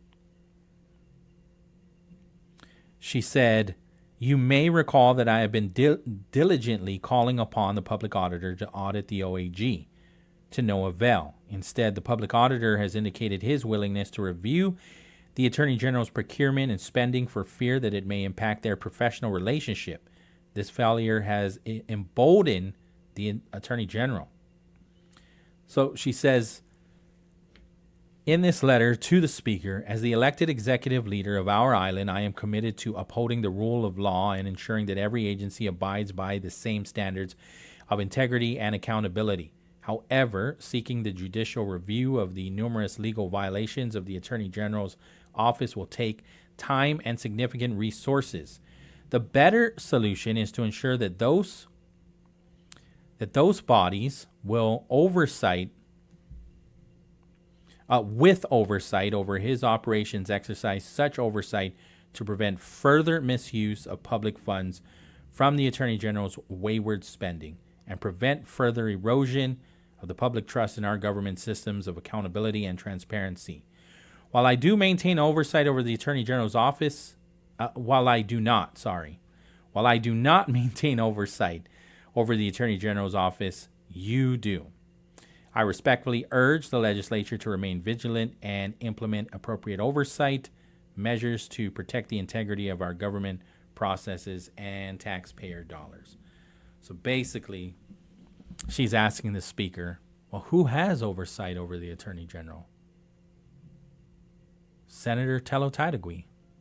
So I guess the Speaker could write a letter to Senator Tello and say, we need to hold an oversight hearing on the Attorney General. So we'll see. But that letter, again, went out to the Speaker today. Well, let me just look at the timestamp here. Because I know when we got it right before the show started. But, there's no timestamp. But it did go out today, June 10. All right. Let's see here. There's a couple other releases that came out, but I just haven't had an opportunity to. Something on United. United and Spotify is announcing a unique collaboration, music, podcasts, and audiobooks now available on 130,000 plus seat back screens. Okay. Audiobooks. Do you like audiobooks? They're okay. I think I'd rather just read it. Read a book? Yeah. You like feeling it, turning the Yes. pages? Yes. Yeah. And the smell of the book. Yeah. For the convenience, I Yes. like doing the audiobooks and then driving too. I think I just like going to the library. Yeah. I go to the one in Aganya. Real? Yeah, like just going there, the Heck yeah. atmosphere. Yeah. I just like being there. Good for you. I haven't been to the Hagåtña Public Library since I was like in middle school, where I would stay there for hours and waiting for my Yes, mom to pick me up. My parents would take us there on the weekends for like a program they used to have. Yeah. We used to do arts and craft there, and then they would do a read aloud. Nice. Okay, so I haven't really looked at that. I was just reading the headline, so maybe I can get into that a little bit later on. But I did see, let me see here, because we got time to discuss the 4th of July festivities. That's kind of, I missed it yesterday. I meant to share the news yesterday. It came in from Comnav Mar. All right, so they've already made the announcement. No, that's not it. That's the wrong one. Let me see. 4th of July. They already made the announcement that there it is. This actually comes from Naval Base Guam. All right. I almost read the wrong release. So the public is invited to the Freedom Rocks Festival that's scheduled Friday, July 4th. That's just right around the corner, right? Over at Polaris Point. And so they want to ease the traffic congestion. So in order to do that, the gate's going to open for normal base access at 2 p.m. And then those without base access will be welcomed at about 3 p.m. So just be aware, if you don't have base access, you're not getting in until 3 p.m. A military ID or visitor pass is not required for access. Admission is free. And so you can attend without military ID. You just, in order to alleviate the traffic, that's the statement, right? The Naval Base Guam team looks forward to once again welcoming the community to celebrate our nation's birthday. This is a statement from Mr. Captain John Fry, the Naval Base Guam commanding officer. While it's a day of celebration on Independence Day, we are reminded of the extraordinary courage and vision of our nation's founders who boldly declared our independence and laid the foundation for the freedoms we cherish today. During the Freedom Rocks event, there will be a special performance presented by the Armed Forces Entertainment. Johnny Sweet? Am I pronouncing that correct? Yes. Suite? Yes. Yes. He sounds familiar. Oh, he's like gonna be there? Yeah, they're bringing him in. The last And concert. Shantae. Jess in the Island Fields? Yes. He must just be hanging out down Right? down in Naval Base Guam. Right. He might just be like chilling in Sumai. I'm just gonna wait here until 4th of July. So yeah, that's who is headlining. He is a Hawaii-based island reggae artist, or they both are. I don't know who Shantae is. I'm gonna look her up or him up. I don't even know. Navy Entertainment. They've got some Freedom Circus. And local entertainment by, I know these guys, Precious Metal, as well as Jimmy D's Chamaritas and Matua's Fire Show. Nice. The event will also feature bounce houses, inflatable games. I've seen these before, and so you can expect more of what you saw in the past, right? These bounce houses, inflatable games, water activities, face painters, caricatures, balloon artists, food trucks, and the MWR concessions. Attendees are advised that most concession booths will only be accepting cash. Okay. There will be an ATM that will be on site. There will also be a fireworks display that will be launched at 8:15 p.m. from a barge just outside the Point Club. I don't really know where the Point Club is. That's probably in Polaris. I'll look it up. At approximately, and last approximately 12 minutes. So a 12-minute fireworks show at 8:15 p.m. on the 4th of July. I'm trying to think of vantage points. If you're not in the Polaris Point area, can you see those fireworks anywhere else? I'm not sure. Polaris Point will be open until the installation reaches capacity for parking or at 8 p.m. prior to the start of the fireworks display. So they'll probably close the park area right around 8 p.m. before the fireworks show starts, right? So guests who would like to view the fireworks from Polaris Point are advised to arrive before the closure. It could close earlier if they reach capacity. If plenty people are there, right, to see Johnny Sweet and the fireworks, there is a possibility that you won't be able to get in. Maybe you just want to go for the fireworks, right, and you start driving over around 7. There could be a possibility that it's not going to be open because they might have reached capacity before then. Just be aware of that. And then they talk about prohibited items, but we don't need to necessarily share that yet because we're still pretty far out. As we get closer, I'll just star this. I'll red flag this so I can remember to share more as we get closer to the 4th of July.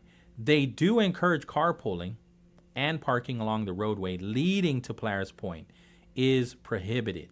So there will be parking inside the Polaris Point compound. So that's rough too, because there's probably going to be security that's going to be telling you, you can't park here. Hey, you can't park there. Is that how it goes? Yeah. There or here? What's that viral video? Hey, you can't park there. Is it here or there? I forget. Anyways, it's pretty hilarious. So you're probably going to have more of an authority than just a random person telling you can't park there. They'll have they'll kind of look like Ross agents, but camouflage, telling you can't park there. So just be aware of that. And it's also not safe at all, especially on Marine Corps Drive, Route 1. It's not safe to be trying to park on the side of the road and getting out and then walking over to Polaris Point. I don't know if they're going to be enforcing Marine Corps Drive, but they usually enforce once you make the right turn or into Polaris Point, there's all of this grassy area before you get to the checkpoint. They're telling you that you won't be able to park there. Marine Corps Drive, I'm not sure, but I would not encourage you to park on Marine Corps Drive. That's stuff we can get more clarity on too. And Marine Corps Drive, that's GPD and that's Customs, the Port Police that really enforce that area. All right, 3:35 in the afternoon. We'll take our break. Wave 105. CBS News Brief. 700 Marines are being sent to Los Angeles, along with 2,000 additional National Guardsmen. They're going there to face growing anti-ICE protests. Some of the demonstrators are angry that undocumented immigrants with no criminal history are being arrested. Border Czar Tom Homan. From day one, the president wants us to prioritize public safety threats and national security threats, but I also said, if you're in the country illegally, you're not off the table. Los Angeles School District Superintendent Albert Carvalho says ICE agents are set up near some schools that are holding graduation ceremonies. There are 2 schools in our community that within a couple of blocks we see federal vans parked. No action has been taken, but we interpret those actions as actions of intimidation. Tight security planned for Saturday's military parade in D.C. Secret Service agent Matt McCool. Remember, everyone attending the parade will be screened. I want to stress that if you exit the parade viewing area and choose to return, you will be rescreened again before entering. CBS News Brief, I'm Christopher Cruz. It hasn't been this hard to find a used car since the pandemic. I'm Jeff Colvin of Fortune Magazine with the Fortune Business Update. It's a rough time to buy a used car. As tariffs drive up the cost of new vehicles, Americans are increasingly hanging on to their cars and trucks, reducing the number of used cars for sale. At the same time, people looking to buy a vehicle are more often looking at used vehicles rather than new ones to save money, as consumers increasingly worry about the economy. Another factor, many used cars come from car rental companies, but they've shrunk their fleets since the pandemic. The result is the lowest inventory on used car lots since 2021. So far, prices are lower than they were for the past few years and well below the price of a new car, but industry experts expect prices to increase in the months to come. I'm Jeff Colvin. Technology is a peacemaker. This is Soundbites, and I'm Alan Davidson. When the internet was new, hopes were high that it would help bring people together. And even though today's polarization is a challenge, tech can help a lot, at least according to international mediator and arbitrator Nomi Bar-Yaakov. She resolves disputes between nations and corporations all over the world, and she knows firsthand how tech plays a big role in bridging those challenges. There is always more than one narrative. There's so many narratives. In terms of negotiations, you need to understand the narrative of the other side, and you don't need to agree with the narrative. But you need to know that it's there and to research it and learn it and try to get as much information about what these people were taught, what their beliefs are, why do they hate, where does the hatred come from. With Soundbites, I'm Alan Davidson for CBS News. Jack here with the sound of a freshly cracked egg, sausage grilling, you busting out of your front door. Hey, no rush. My 2 for $7 sausage croissants are available all day. Get so much more. Plus tax, limited time only. Price and participation may vary. Welcome to Jack in the Box. Pat's Tinting and Detailing offers premier services from complete interior cleaning and VIP detailing. And to keep you cool, Pat's also offers factory, ceramic, blacked out, and based-approved auto tinting. For more information, call 647-SLAM. Attention food lovers, get your taste buds ready for Local Jerk's amazing Denancy and beef jerky. Veteran and locally owned, we're committed to quality. Visit LocalJerkGuam.com or grab yours at Payless Supermarkets and cost you less. Local Jerk, the hottest jerk to hit your mouth. The Bright Side is brought to you by Chili's Grill and Bar. At Chili's, more life, great food, and memories happen here. Code School of Guam. Learn, code, and lead the island's first coding boot camp. Your future in tech begins with us at Code School of Guam. GTA, we start with you. Local Jerk. From our family farms to your family table, savor the freshness. Follow Local Jerk 671 on Instagram and Facebook or visit localjerkguam.com. Micropack, get ready to shop till you drop at Micropack. Grads and proud parents, this one's for you. From May 1st to June 15th, snag your savings at all Micropack locations. You've earned it at Micropack. Sentinel Security Solutions, delivering operational excellence and protective services across commercial, industrial, and residential sectors. Sherwin-Williams, rain's coming fast. Are you ready? Seal your roof with Sherwin-Williams silicone roofing. Engineered for Guam's toughest weather. From blazing sun to pounding rain, protect what matters today and ask Sherwin-Williams. Subway, eat fresh in just a few clicks. Order online at subwaypacific.com for pickup at your convenience or for delivery right at your doorstep. Online ordering at subwaypacific.com is powered by Good to Go, we deliver. At Subway, you gotta refresh to be fresh.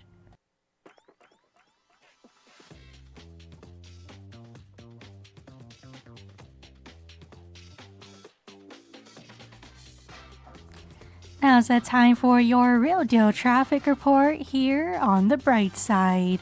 Slow traffic on Route 10A into Munning if you're coming from Route 1, heading to the intersection in front of the Guam Airport.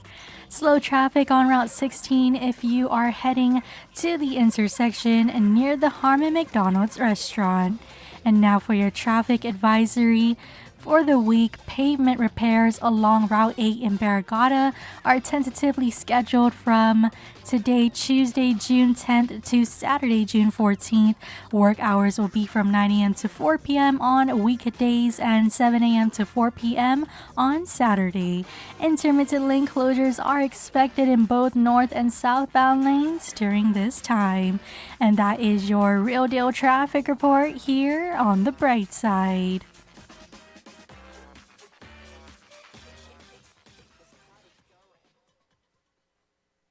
The views and opinions expressed in this show are that of the show host, guests, and callers. They do not necessarily reflect the views and opinions of the staff and management of Wave 105 FM, Glimpses Media, or any of our partners. As we strive to provide quality, respectful, and engaging content, we welcome you to participate in the conversation. Thank you for tuning in to Wave 105 FM, the sound of Guam. Enjoy the show.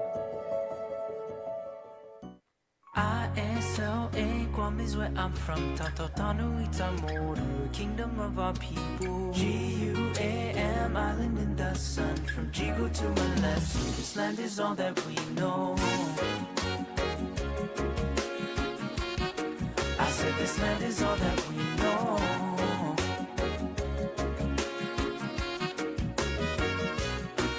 Come with me to my roots in a little tin shack on the ranch with my tata and the sweat up on my back. From the tree. All right, welcome back to Brightside right here on Wave 105. I'm tracking some of the updates that are happening specifically in California, right? Governor Gavin Newsom basically saying that the president or the Trump administration has unlawfully trampled over California's sovereignty when they federalized the California National Guard.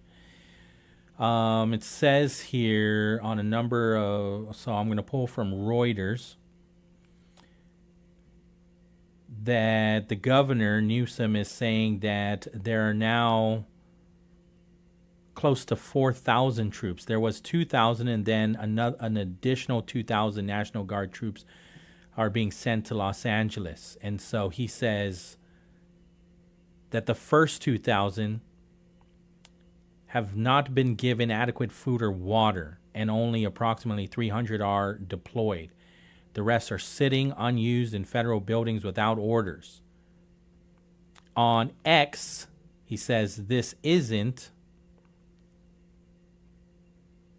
about public safety. It's about stroking a dangerous president's ego. The LAPD chief is saying arrival of federal military forces in Los Angeles, absent clear coordination, presents a significant logistical and operational challenge for those of us charged with safeguarding this city. The Los Angeles Police Department, alongside our mutual aid partners, has decades of experience managing large-scale public demonstrations, and we remain confident in our ability to do so professionally and effectively. That said, our top priority is the safety of both the public and the officers on the ground. And so as of 6:42 p.m. LA time, California time, nearly 70 people were arrested over the weekend during the protests in the Los Angeles County, according to the latest figures from the police. They included 29 people arrested on Saturday for failure to disperse and 21 people arrested on Sunday with charges ranging from attempted murder with a Molotov cocktail to looting to failure to disperse. The California Highway Patrol said it arrested 19 people on Sunday.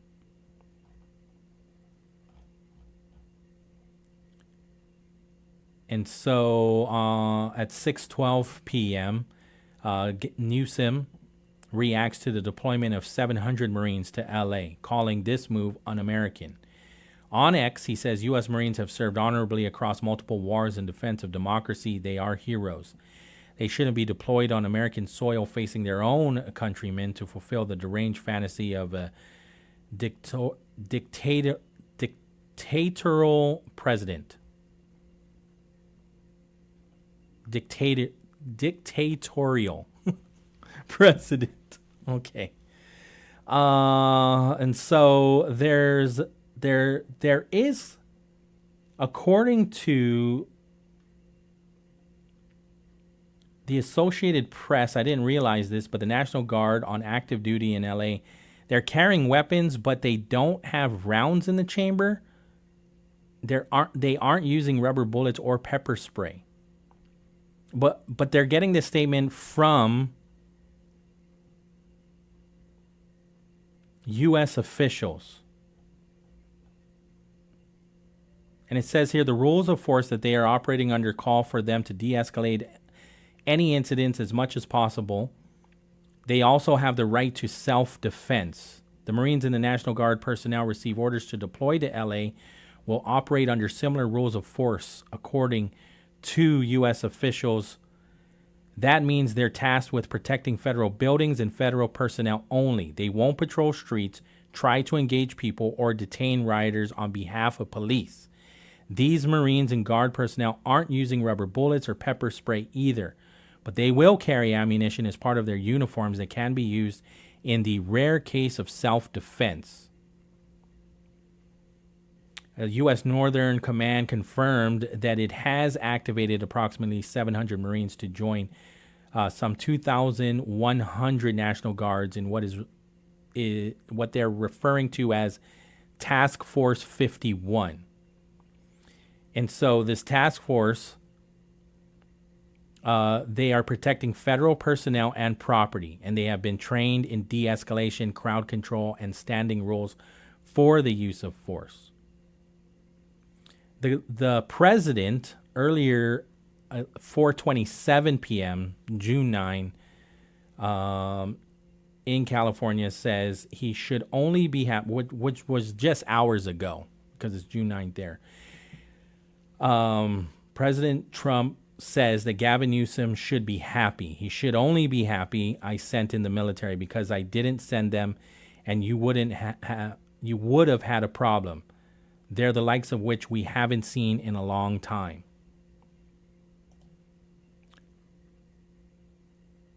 And so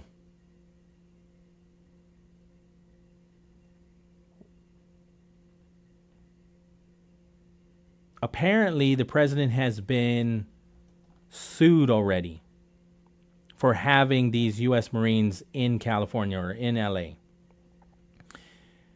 It says here,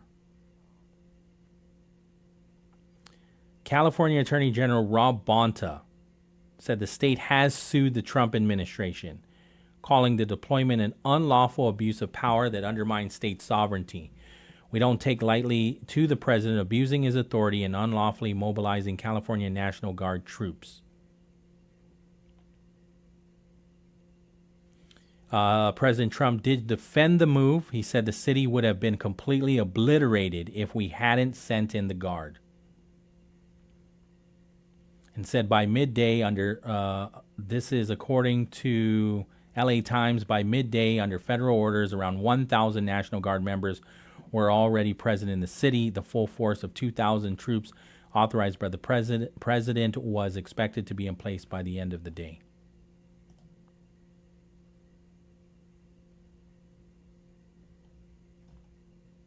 More from Reuters on the Marines in LA.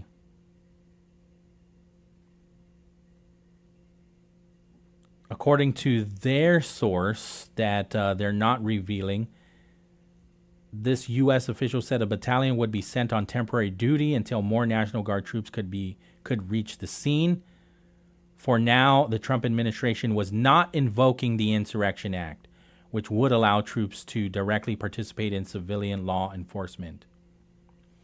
U.S. Marines have been deployed domestically for major disasters such as Hurricane Katrina and the September 11 attacks. This official said they are known for being the first in and last out in U.S. military interventions abroad, but it is extremely rare for U.S. military troops to be used for domestic policy matters. I'm sorry, not policing matters. It says using them for, or this source says using them for police matters is certain to raise further objections, and now which Democrats are accusing Trump of unnecessarily escalating tensions in LA. And then I heard this yesterday, but they're again reporting that Trump had said that he would support the arrest of Governor Gavin Newsom after Newsom vowed to sue the federal government over the deployment of National Guard troops. And I'm just trying to update X right now and see if they did arrest him or not.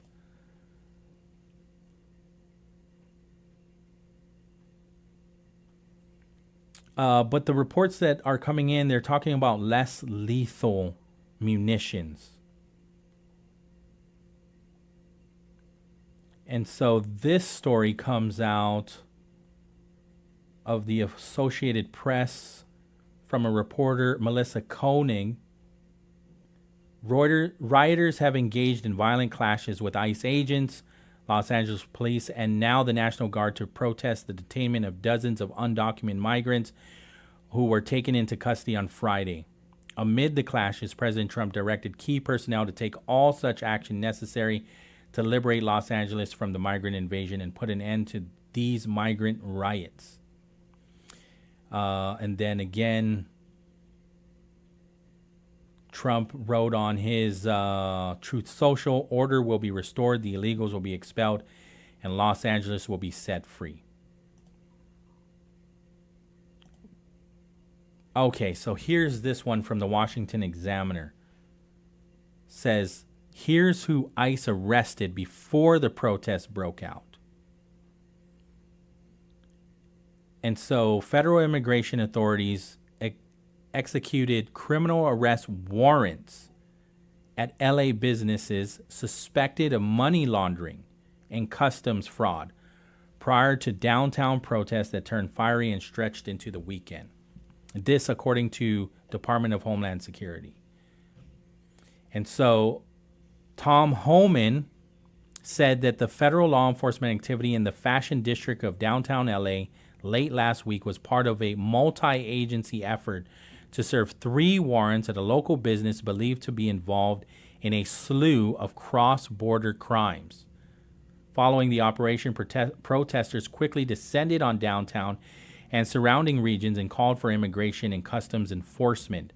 The federal agency and the federal agency that enforces immigration laws inside the United States. And so Homan told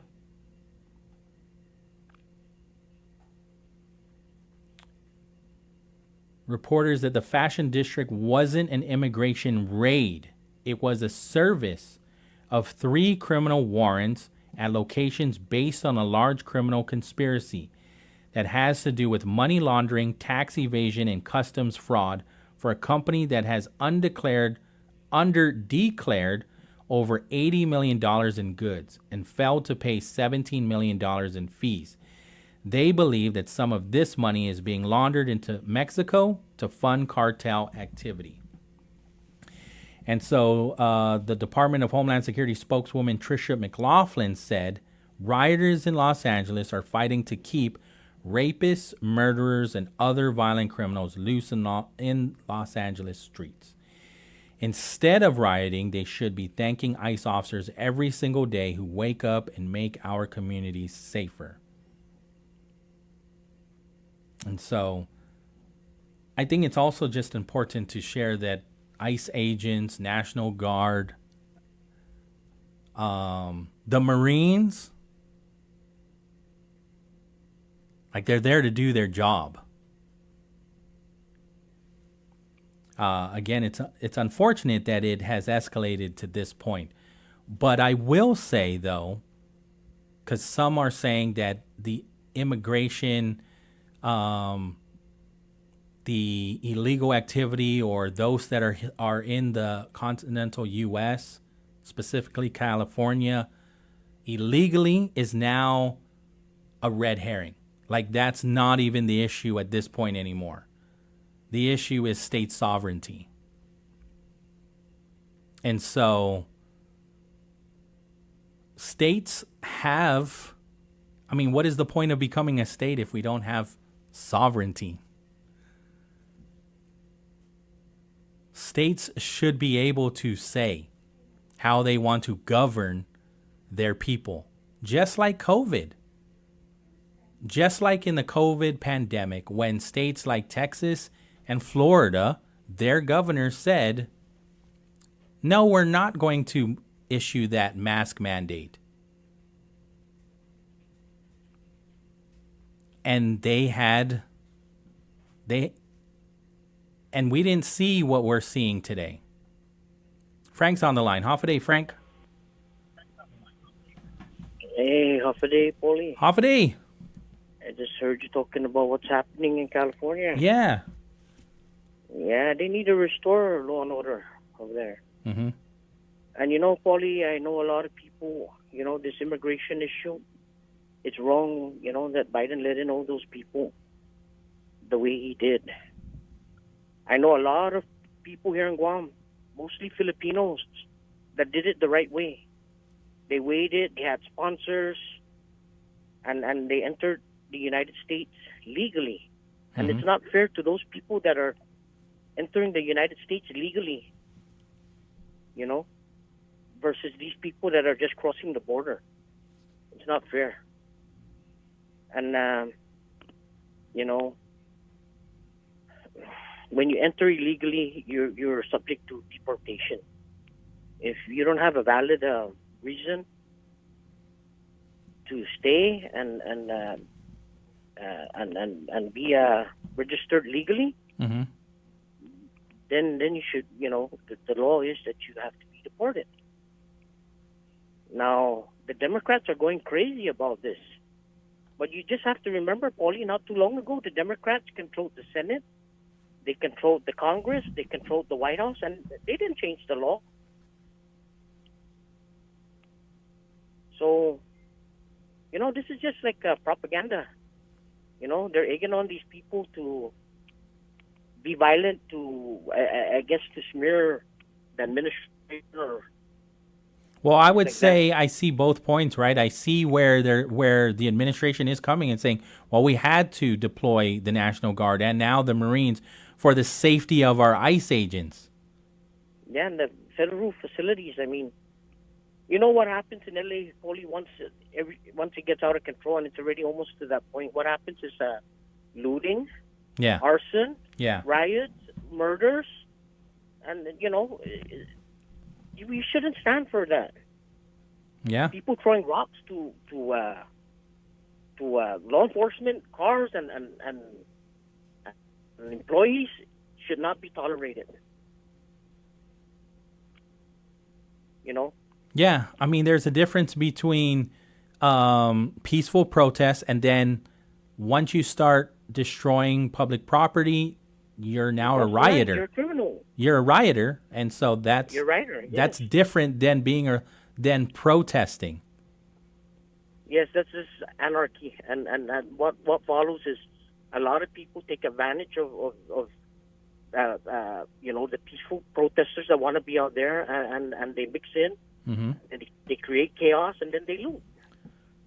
That's what's happening right now. You got bad actors there, and you got good actors. Yeah. And the bad actors are mixed in with the good people, and they're causing chaos, and they're causing anarchy. And what happens is people start burning buildings, and they start looting stores, you know, and people die. I saw what they were doing. They were throwing bricks and cement blocks to the police cars from the overpass. And even law enforcement cars that were passing on the streets. Mm-hmm. Imagine if you were in that car, or one of your relatives or your father or whoever is in law enforcement that's just doing their job are being thrown bricks. Yeah. So, again, I think because he hasn't invoked the Insurrection Act, and they're on the statement of authorizing these National Guard agents and the Marines to protect federal agents, then I don't see it as I see where the Trump administration is coming from. because again, we cannot villainize our own federal agents, and definitely not villainize National Guard members and Marine Corps, and the Marines. So it shouldn't be allowed. It shouldn't be tolerated. Yeah, and so we can. The Democrats need to come out and condemn it. We can argue that this is all wrong. We can say that what is happening needs to stop, and it does. But once we start villainizing National Guard members and ICE agents too, what we don't. They're federal agents. We should not be villainizing them. Yeah, Pauly, and if any of them cross the line, and then then they should be punished. But if they're just doing their jobs, they have to comply with federal law. These is true. Immigration laws are there for a reason. It's to keep America safe. This is true. Ever since 9/11, and what's going on with China and all these bad actors around the world, a lot of these countries are out to destroy the United States. Yeah. Yeah. And I want the Democrats to come out, even here in Guam, and condemn that. Condemn what's going on in LA, the violence and the riots. We shouldn't tolerate that behavior. Yeah, I agree with you on that part. The right thing is being done. It has to stop before it gets out of hand. And what should have happened even during the George Floyd riots was the National Guard should have went in there way before all of those burnings and arson and looting happened. It should not be tolerated anymore. And we got a lot of good people too that are protesting, that are trying to do the right thing and exercise their rights,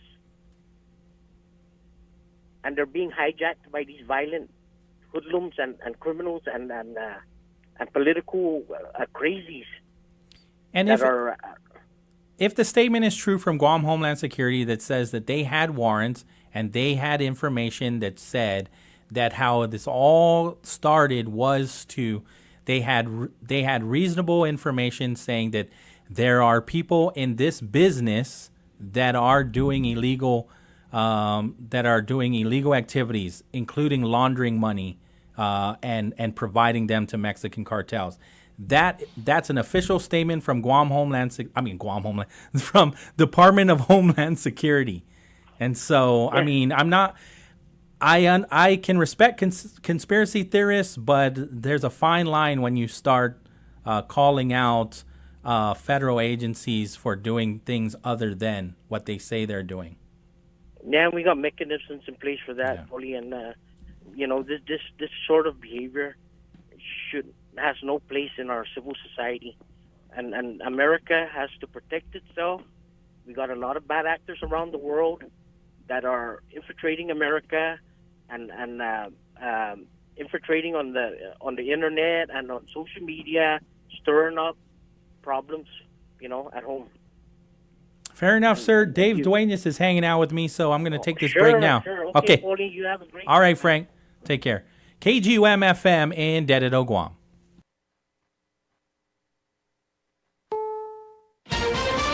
This is CBS News on the Hour, sponsored by O'Reilly Auto Parts.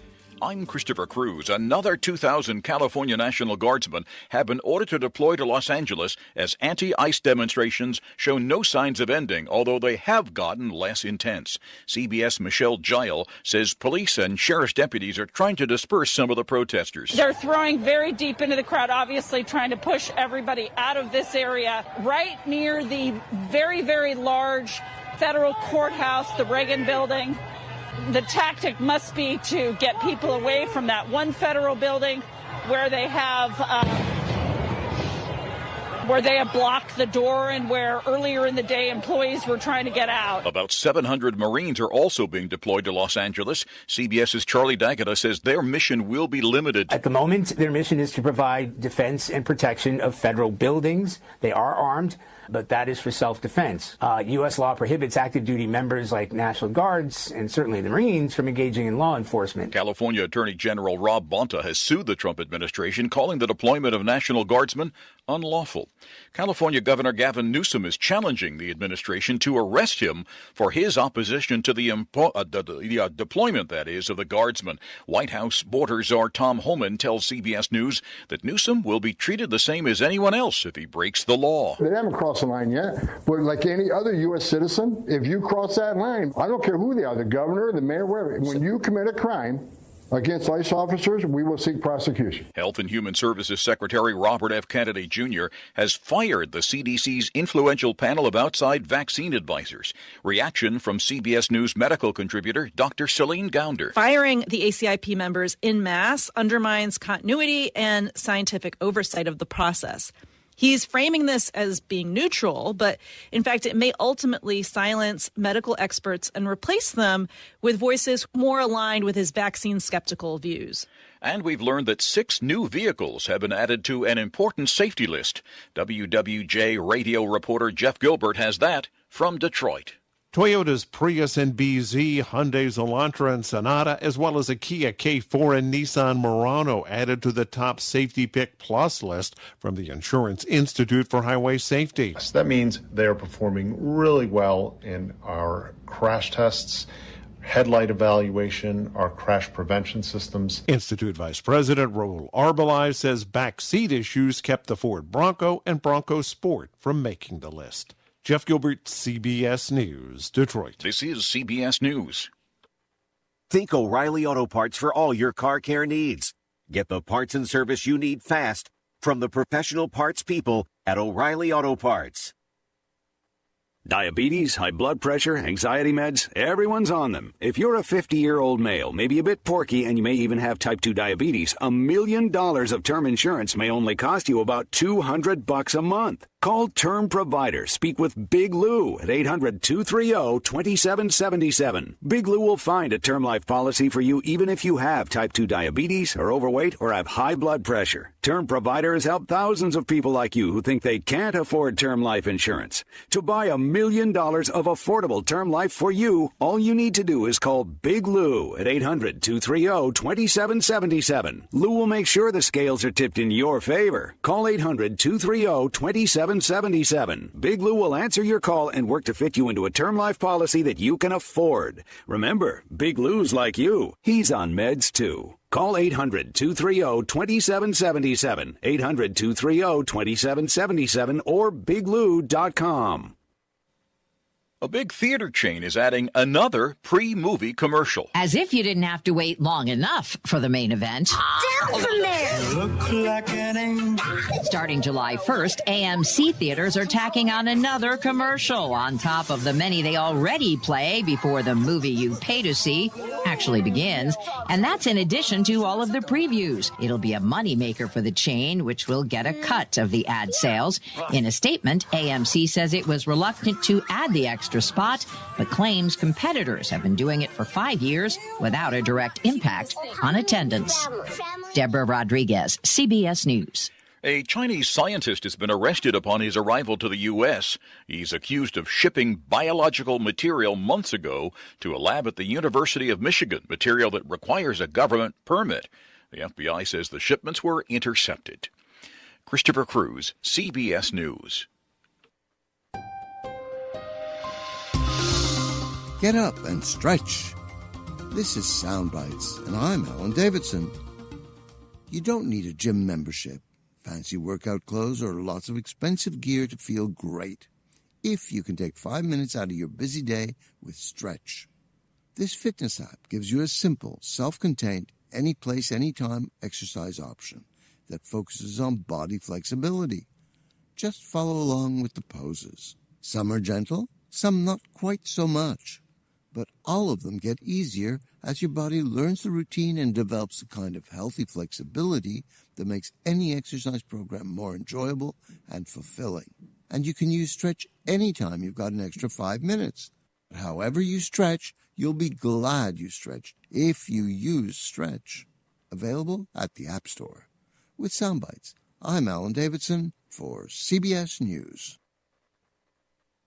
Good afternoon. It is 4:11 p.m. and that is your time check on the bright side on Wave 105.1 FM. Think you've got what it takes to win? Tune in every Friday on Wave 105 FM with Patty Arroyo for the Hilton Trivia Challenge. Test your knowledge and you can score dinner for two at the Hilton Guam Resort and Spa. It's brought to you by the Hilton Guam Resort and Spa only on Wave 105 FM.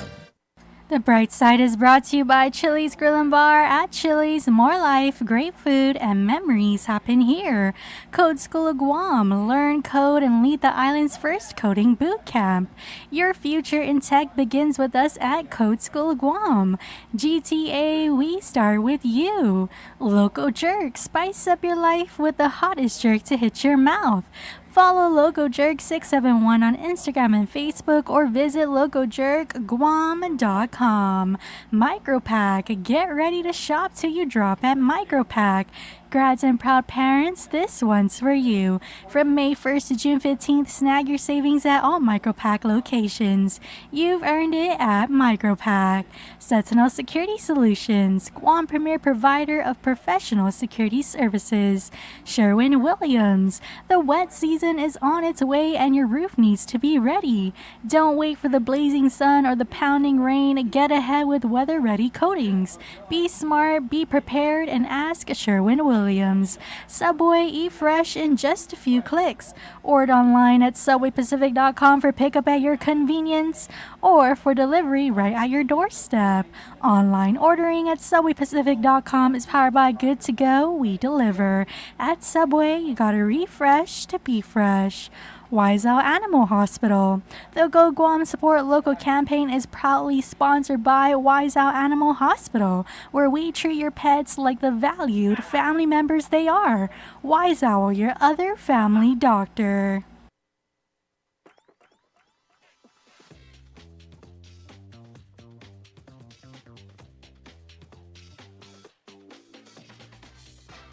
Now's that time for your real deal traffic report here on the bright side.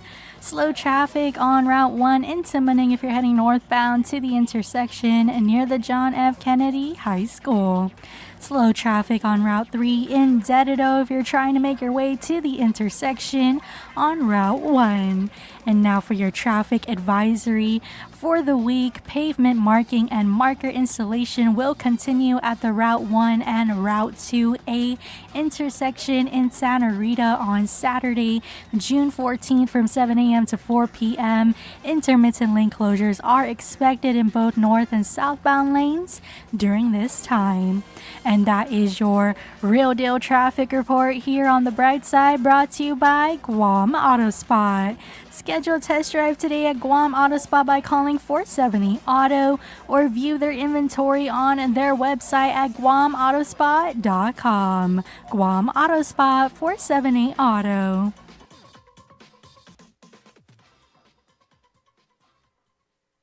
The views and opinions expressed in this show are that of the show host, guests, and callers. They do not necessarily reflect the views and opinions of the staff and management of Wave 105 FM, Glimpses Media, or any of our partners. As we strive to provide quality, respectful, and engaging content, we welcome you to participate in the conversation. Thank you for tuning in to Wave 105 FM, the sound of Guam. Enjoy the show.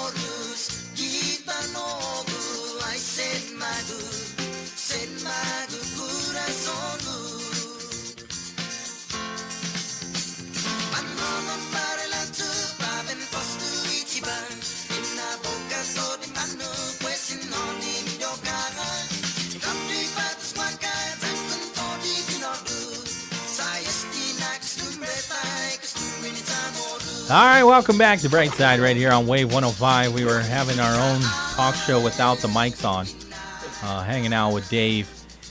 All right. So our number is 671-922-1051 or 1052. The website is thewave105.com, and on YouTube, it's Wave 105.1 FM Guam. And so if you're tuned into our YouTube, then you'll see our, I wouldn't even call him a guest at this point. He's going to be my co-host for the remainder of these 2 hours today. And so Dave has been following a lot of the issues for quite some time, right? And so Absolutely. I think at some point you're just like, you know what, I should just stop talking about it and do something about it and run for office. Hi. How you doing, Pauly? I'm good. Hi, Issa. Nice to see you again. Hi, nice to see you. Yeah, I reached out to Pauly. I just couldn't hold it anymore. I got a lot to say. Yeah. With everything that's going on. Of course, the BPT being one of the major ones right now. Right. And of course, everything else in between, all the way to the mainland with the riots. Yeah. And so I reached out to Pauly and I said, "Hey, think I can come in?" He goes, "Yeah." I said, "Oh, great." Absolutely. It gets lonely in here. But also I wanted to get your perspective on some of these issues, right? Because it has been a while, and I've been reading your op-eds, and so you provide some solutions in those letters to the editor that the community gets to read. And so based on some of the issues, you're providing your perspective on what the issue is, and then you're providing some solutions on how we should tackle some of these issues. So I just wanted to give you the opportunity to share what are some of those issues that you see that we need to start tackling, and then we can just go down the line. Well, I do write articles for both medias, PDN and the Daily Post. Okay. And, it's just, first and foremost, it's my perspective, my opinions. Doesn't mean it's right. You have yours. People reading have their opinions, and they're entitled to their opinions as well. If they agree with me, great. If they don't worry about it. Even if they call you names? Don't matter. I've been called names, sticks and stones will break my bones. Good for you. But good for you, absolutely, especially when you become a public servant. That's one of the attributes that you should have, is really tough skin. You have to. It's mandatory. If you're going to take everything personal, then I don't think you're going to be an effective, elected leader or what have you. Well, you're not going to get sleep at night. That too. Yeah. You know what I do when people, and it's happened many times in the past. They call you names or what have you. I just kill them with empathy. Yeah.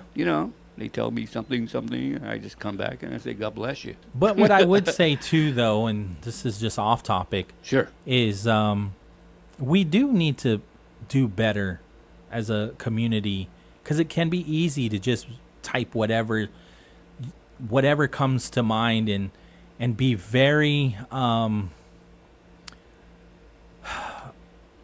not even unkind, but be hateful. And so, because what ends up happening is, for when you start attacking people that are doing good in this community, and you might not see everything that they're doing, only seeing what you read, first two lines, or a video that's circulating. Correct. And then throw out these things that are only hateful. And so that stuff needs to be called out too. Because Absolutely. I saw this video that was circulating of two individuals that are very well known in this community, and they happen to be MMA fighters. And there was like a little bit of an altercation. And so I watched it, I'm thinking, context clues tell me that this is a setup, that maybe they are trying to create something so that way there might be a fight, an official fight in the octagon. Some people were saying some really hateful things. You mean hyping it up? Oh, okay. I can see that happening. Some people were saying some really hateful things to Mr. Ambrose, who I think is a stand-up guy, a very stand-up guy in this community, a business owner, him and his family, a father. He serves this country too in the National Guard. I know that he has dreams to even be an airborne ranger, right? And so the guy is a stand-up dude. And so people are saying some really hateful things about him on social media. And my goodness, he's been part of this community for, I've already considered, many people consider him, he's a hometown boy, he's a local boy. And people were being very hateful and just making him be an outsider, saying things that are labeling him as an outsider, saying derogatory things too. Yeah, again, you made a point. It could be very well just hype on, I don't know which individual. Sure, and you can make your opinions on that and say that I don't believe the altercation, but when you start saying some really hateful things about a person that has made their home here, who I consider, when he holds up the Guam flag when he fights and represents Guam, this community. He is in the Guam National Guard.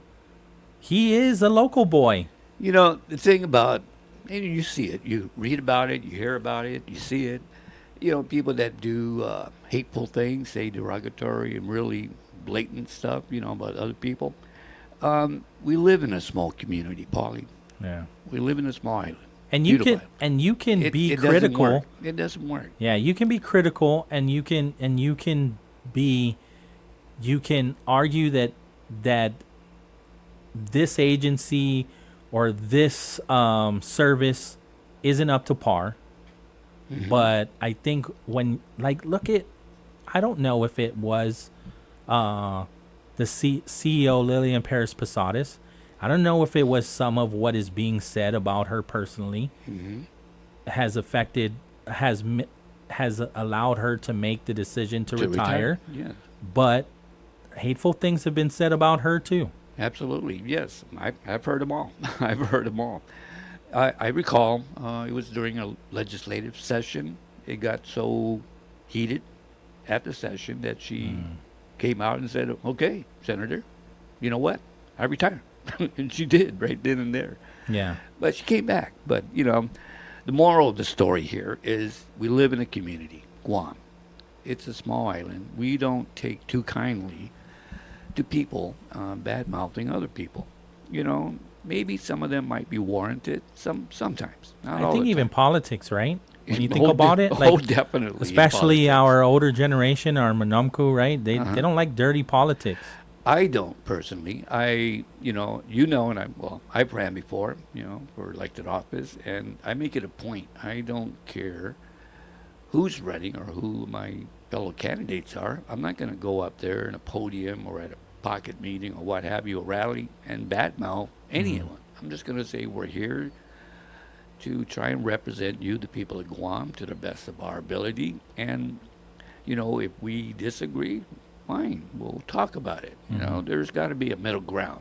We got to be able to compromise to get to the main goal, number one, which is to do the best we can for our island. The island that we love, we live in. And, so name calling and being hatred towards one another just has no place in politics. Because we can discuss the issues and we can say, this is how it should be done, and this agency or this leadership is failing miserably. And you can say that without saying, so and so is a terrible person. Like, I hear it all the time. Yeah. All the time, And it's gotten to the point where a certain individual would do, as we're talking about, name calling and stuff. I'll call them out for it, and he turns around and calls me names. I say, fine. But then again, I have thick skin, so it doesn't bother me. I just turn around and Good say, for you. I just say, God bless you, man. You're entitled to your opinion. Good for you. So what are some of the issues? Well, the issue now, we've been talking about it, is making the media rounds all over the island, is the BPT. I, as an individual, who live in this island, I want to roll back the BPT. Roll it back. It was supposed to be temporary. It's now, 7 years going? Okay. And what if you roll it back, the government's going to say, and they have been saying, it's going to reduce the revenues of the government in taxes in the tune, I think now they're talking about 80 million. I said, yeah, it probably will. But at the same token, I say that, you know and I know it's no secret that our government is pretty much bloated. You know, we need to right-size the government. If, in fact, this bill passes, 80 million might be a shortfall because of it. Great. You know what you do, Governor Guam? You live within your means. That's plain and simple. And reducing the BPT, Pauly, as far as I'm concerned, number one, you've heard, listened to your guest that you had earlier in the show, Kathy, I believe. Yeah, the president of the Guam Chamber of Commerce. Yeah, you know, it's so, you know, and other testimonies that were heard at the legislature, in reducing the BPT back to 4%, it allows the private sector to reutilize the savings, possibly, and the main one, as Kathy pointed out again today, hopefully give some of their staff a pay raise, and possibly even hire new staff. It's a trickle-down effect, Pauly. You know, you hire new staff, you give them a pay raise, they get more buying power. Whatever they buy gets taxed anyway. So the government is still going to make some money. And, you know, the argument, again, the government will make every single time. It's, you know, the services that the government provides is going to be lessened. I say the services that they provide. I recently wrote an article, and I was inspired to write one. It was called the government must be proactive. You know, what inspired me to write that was reading and hearing the stories of people that go for a simple thing, to renew their driver's license. Okay. They have to wait in line for hours. And I'm talking everyone from regular Joe resident to Amanamcook, or people with disabilities, and they're there for hours. And I said, you know, what is it going to take for that to be remedied? You know, I don't see that being a good service. I myself, if I know I'm going to have to go get my driver's license renewed or get my car registered or what have you, just the thought that I'm going to be there at Reventag for 3-4 hours doesn't. So recently, unfortunately, the internet, to do it online has been very, what is the word? Unstable. And so I have a family member that was trying to do this online, not having to go in. Mm-hmm. And unfortunately, because that kept getting kicked out. And I was even trying to help this family member, and like, man, I'm getting kicked out too. So unfortunately, he ended up having to go in and wait hours. Yes. And so that has also made more people go in recently. Yes. Is because people were trying to avoid going in by going online, but the portal keeps rejecting them.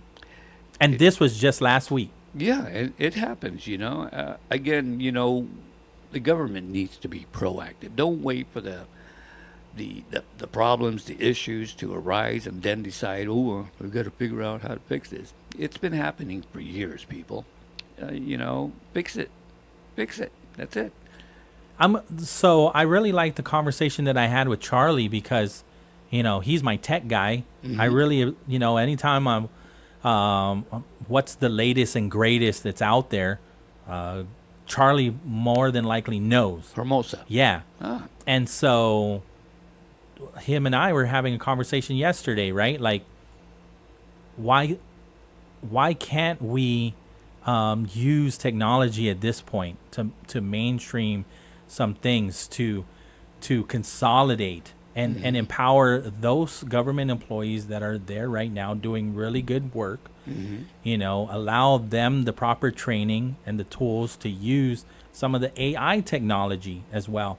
And maybe that'll alleviate having to hire more employees, because those people that are now skilled at using AI technology or the software that is out there, they can do the job of 3 or 4 people and get a pay increase. Yeah, and I think the operative word that caught my attention was give them the tools. You don't give these agencies, departments, the tools to do their job efficiently.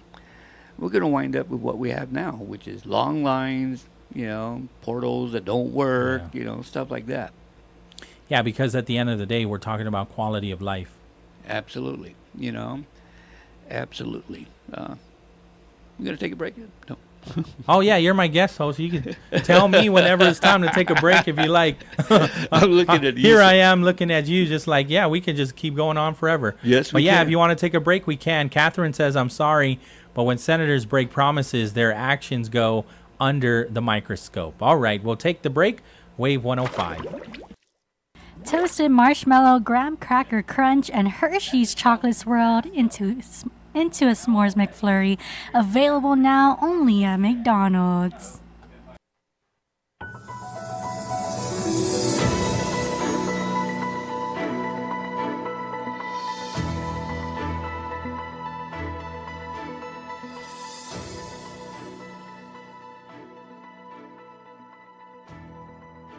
Buenas and Hafa Adai. Here's the latest from the Marianas Business Journal. Guam is ramping up efforts towards its ambitious goal of 100% renewable energy by 2045. The initiative, formerly known as Guam 100, is now operating under a new name, Guam Energy Strategies.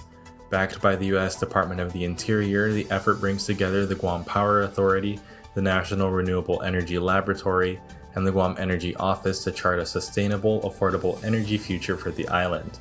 The group is conducting detailed technical and economic analyses while engaging stakeholders from government, nonprofits, and the private sector. Officials say that the project will form updates to GPA's Clean Energy Master Plan and address challenges like affordability, grid reliability, and future power demand. In more news, registration for the 81st Liberation Day Parade is now open according to the Office of the Governor. Adelup issued a statement last week Friday that all interested parties, including villages, nonprofits, businesses, and government agencies, can email register.liberation.parade@gmail.com to receive a packet which includes fees, rules and regulations, and judging criteria. The parade will take place on July 21st, with this year's theme being Finogi Chamorro, which Governor Lulian Guerrero says is a reflection of Guam's past and commitment to the future of the island. Payments will be accepted on Tuesday, July 8th at the Guam Museum, with a mandatory safety briefing being held on July 16th. Reporting for the Marianas Business Journal, the Wave 105, and Power 98, I'm Skylar Obispo.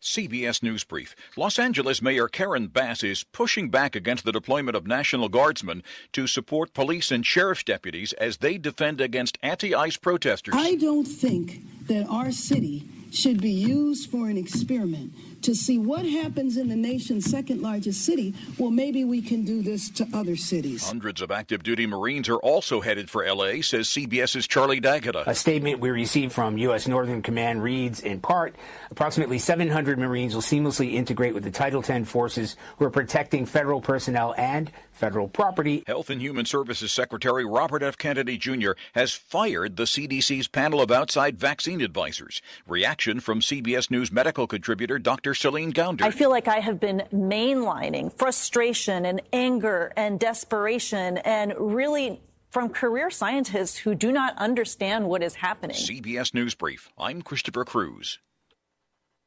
Watch out for real estate scams. I'm Mark Hamrick with a Bankrate.com Personal Finance Minute. The FBI says in a single year, there were more than 11,000 reports of complaints of real estate or rental fraud in the U.S. One scam involves escrow wire fraud. Someone fraudulently poses as being with a title or escrow company with phony instructions where to send your money. Because they've set up fake websites that look all too real, victims are duped. To protect yourself before sending funds to a third party, check your original documents and call the phone numbers to confirm any wiring instructions you've received. Don't click on email or text links without verifying the instructions with a live person. Rental scams are also big. Fraudsters post property ads online, on Craigslist or social media, looking to attract unsuspecting rentals, often using real photos from other listings. The scammers don't even own the property. They ask for money up front before allowing the victim to see the property or supposedly holding it for a deposit. For more, check out Bankrate.com.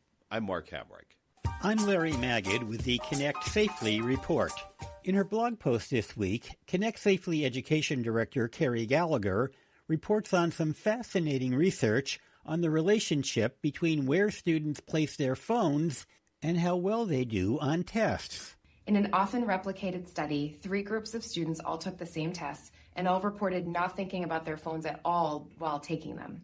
The group with the lowest scores had their phones turned off but upside down located on their desks. The second highest score group had their phones located in their pockets or in their bags, also turned off. And the group with the highest scores had their phones located outside the testing room. In other words, even if you're not looking at your phone, its mere proximity can have an impact. You'll find Carrie's blog post and video and a link to this study at connectsafely.org/radio. With the Connect Safely report, I'm Larry Magid for CBS News. Feeling hungry? Local Jerk's got the cure. Our Denancy and beef jerky are so good, you'll be back for more. Veteran and locally owned, we bring the heat. Check out localjerkguam.com or find us at your favorite stores. Tendeninda, Uggan Store, or Tatuhen. Local Jerk, the hottest jerk to hit your mouth. Think you've got what it takes to win? Tune in every Friday on Wave 105 FM with Patty Arroyo for the Hilton Trivia Challenge. Test your knowledge and you can score dinner for 2 at the Hilton Guam Resort and Spa. It's brought to you by the Hilton Guam Resort and Spa, only on Wave 105 FM. Political status impacts almost every aspect of our lives on Guam, but many are unaware of our right to self-determination and decolonization. What does it mean and how can it improve our quality of life? Join the conversation, ask some questions, and learn more about your right to self-determination and the 3 legitimate political status options for Guam. Tune in to Challenge the Status Quo every Monday from 10 a.m. to noon on Wave 105.1 FM, presented in partnership with the Commission on Decolonization and Glimpses Media. It's a summer of celebrations. Celebrate grads, moms, and dads and give them a gift they'll love with a Chili's gift card. Purchase a $50 gift card and receive an added $10 coupon as a bonus. Only at Chili's, where great memories happen. Now's the time for your real deal traffic report here on the bright side. Slow traffic on Route 10A into Munning if you're coming from Route 1, heading to the intersection in front of the Guam Airport. Slow traffic on Route 1 into Munning if you're heading northbound to the intersection near the John F. Kennedy High School. And now for your traffic advisory for the week. From tomorrow, Wednesday, June 11 to Saturday, June 14 from 9 a.m. to 3 p.m., please be advised the DPW HMC crew will be grass cutting the roadside and median along Route 1 in Jigo. Both north and southbound lanes will have grass cutting activity. The DPW asks motorists to please proceed with caution and remain alert for traffic control signs and work crews. And that is your real deal traffic report here on the bright side, brought to you by Guam Auto Spot. Schedule a test drive today at Guam Auto Spot by calling 478-AUTO or view their inventory on their website at guamautospot.com. Guam Auto Spot, 478-AUTO. The views and opinions expressed in this show are that of the show host, guests, and callers. They do not necessarily reflect the views and opinions of the staff and management of Wave 105 FM, Glimpses Media, or any of our partners. As we strive to provide quality, respectful, and engaging content, we welcome you to participate in the conversation. Thank you for tuning in to Wave 105 FM, the sound of Guam. Enjoy the show.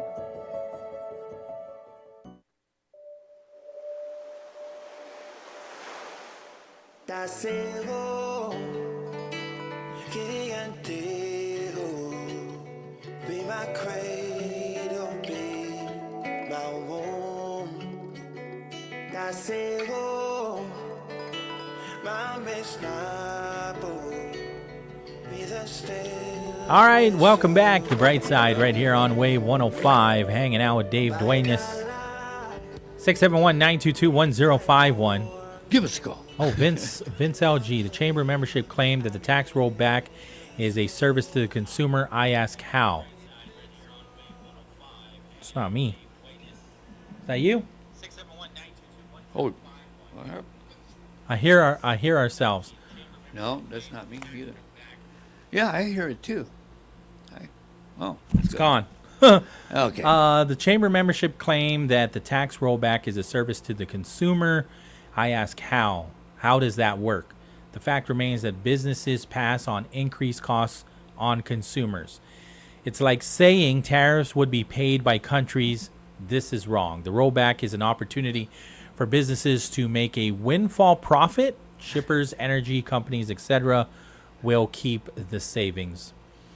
And so basically on the public hearing that I watched yesterday and listening to the business owners, what they said that they would use, to be fair, they not one business owner that I watched yesterday at the public hearing said that they would pass that on to the customer. What they were saying is it's the cost of doing business has gone up. Yes. And so their profit margins have shrunk. And so they would like to, they had a number, what I did here is what they would use those savings on, right? So some had said, like you mentioned, pay raises. Dr. Ho Win said he would like to raise, give, what do you call it? Raise the pay on some of the employees that work there, not just the nurses, not just the doctors, but even everyone, the people at the front desk. Correct. I think he also mentioned, so what I will say about the 22% pay raise that they got, the argument that the government did make was, well, yeah, we did that outright, but when was the last time? And so when it accumulates per year, it's actually under 2% every year, that leads up to 22% of the across the board pay raises. And so I agree with the government when they say they didn't just give a 22% pay raise instantly. The fact is that the government, previous administrations, they weren't giving the pay raises to their government employees that have been there for 20 plus years. I recall the argument, and 22% pay raise. Number one and foremost, the government of Guam employees are hardworking individuals. They deserve a pay raise. My argument at the time, I recall, was, did it have to be 22% right then and there? It couldn't have been implemented in increments, maybe 10% one year, maybe 5% the next, and work your way up to the 22%. So the argument is, though, that what the government should have been doing was giving 2% pay raises every year, and then we would have been at the 22% now. Yes. And so all they're doing is correcting a wrong.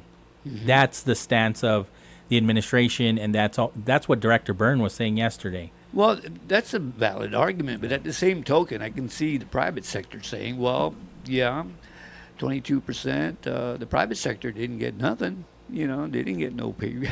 They don't have to pay them, though. They're not government workers. No, but what I'm getting at is the private sector don't have the luxury of what the government at the time with the 22% to give their private sector employee a pay raise. To give them 22%. No, that's not going to happen. They'll never do it, right? I mean, Wentz is like, we can't do that. No. But what we would like to do is give them a 2% increase, but we can't. So I agree on that part, but we can't even give the 2% that we would like.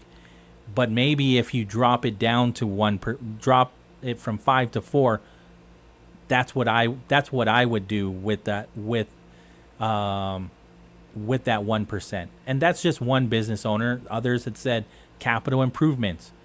They would some are saying I don't even pay myself. Yeah, they pay their employees first. Yeah. Yeah, absolutely. And the bottom line, we got all these. I know the governor's position on this. She is definitely set against. Oh yeah, we saw her her letter to the editor. Her directors, her agency heads, they're all going to fall in line and say the same thing. Of course, to say otherwise would jeopardize, guess what? Their job. I cannot see one agency director, agency general manager, or what have you, go up in front of the legislature and say, no, I agree we should reduce the BPT. They'll be called in tomorrow morning and say, guess what? You're out of a job, man. Get out of here. You just get a letter, though. Thank you for your service. I don't think you even need to get called in. Yeah, they can. But I don't argue that either. Yeah. I mean, the AG makes the same argument, too. I need loyal employees on my team. I need people that are going to be loyal to me. And so Trump administration, too, right? He's going to set up his cabinet with people that align with his beliefs and are loyal to him. What's funny is like Kash Patel, right? So he was on this. I don't know if you watched Joe Rogan. Not lately. Okay, so Joe Rogan's got a podcast, and guess who's his guest is Kash Patel, who is the director of the FBI. And breaking news right then and there in real time, the producer says Elon Musk just tweeted that Donald Trump is in the Epstein files, right? Is was on the plane, was on the island, and all of that. And Kash Patel, who is the director of the FBI with the Trump administration, says, I don't want to talk about that at all. I need to stay in my lane. I don't even want to touch it. Why? Because he wants to be loyal. He needs to be loyal to Trump. Yes. But also, I agree with a number of public servants here in Guam that say, ultimately, you need to be loyal to the people you serve. Thank you. And it's not the governor. It's not the AG. It's not the president.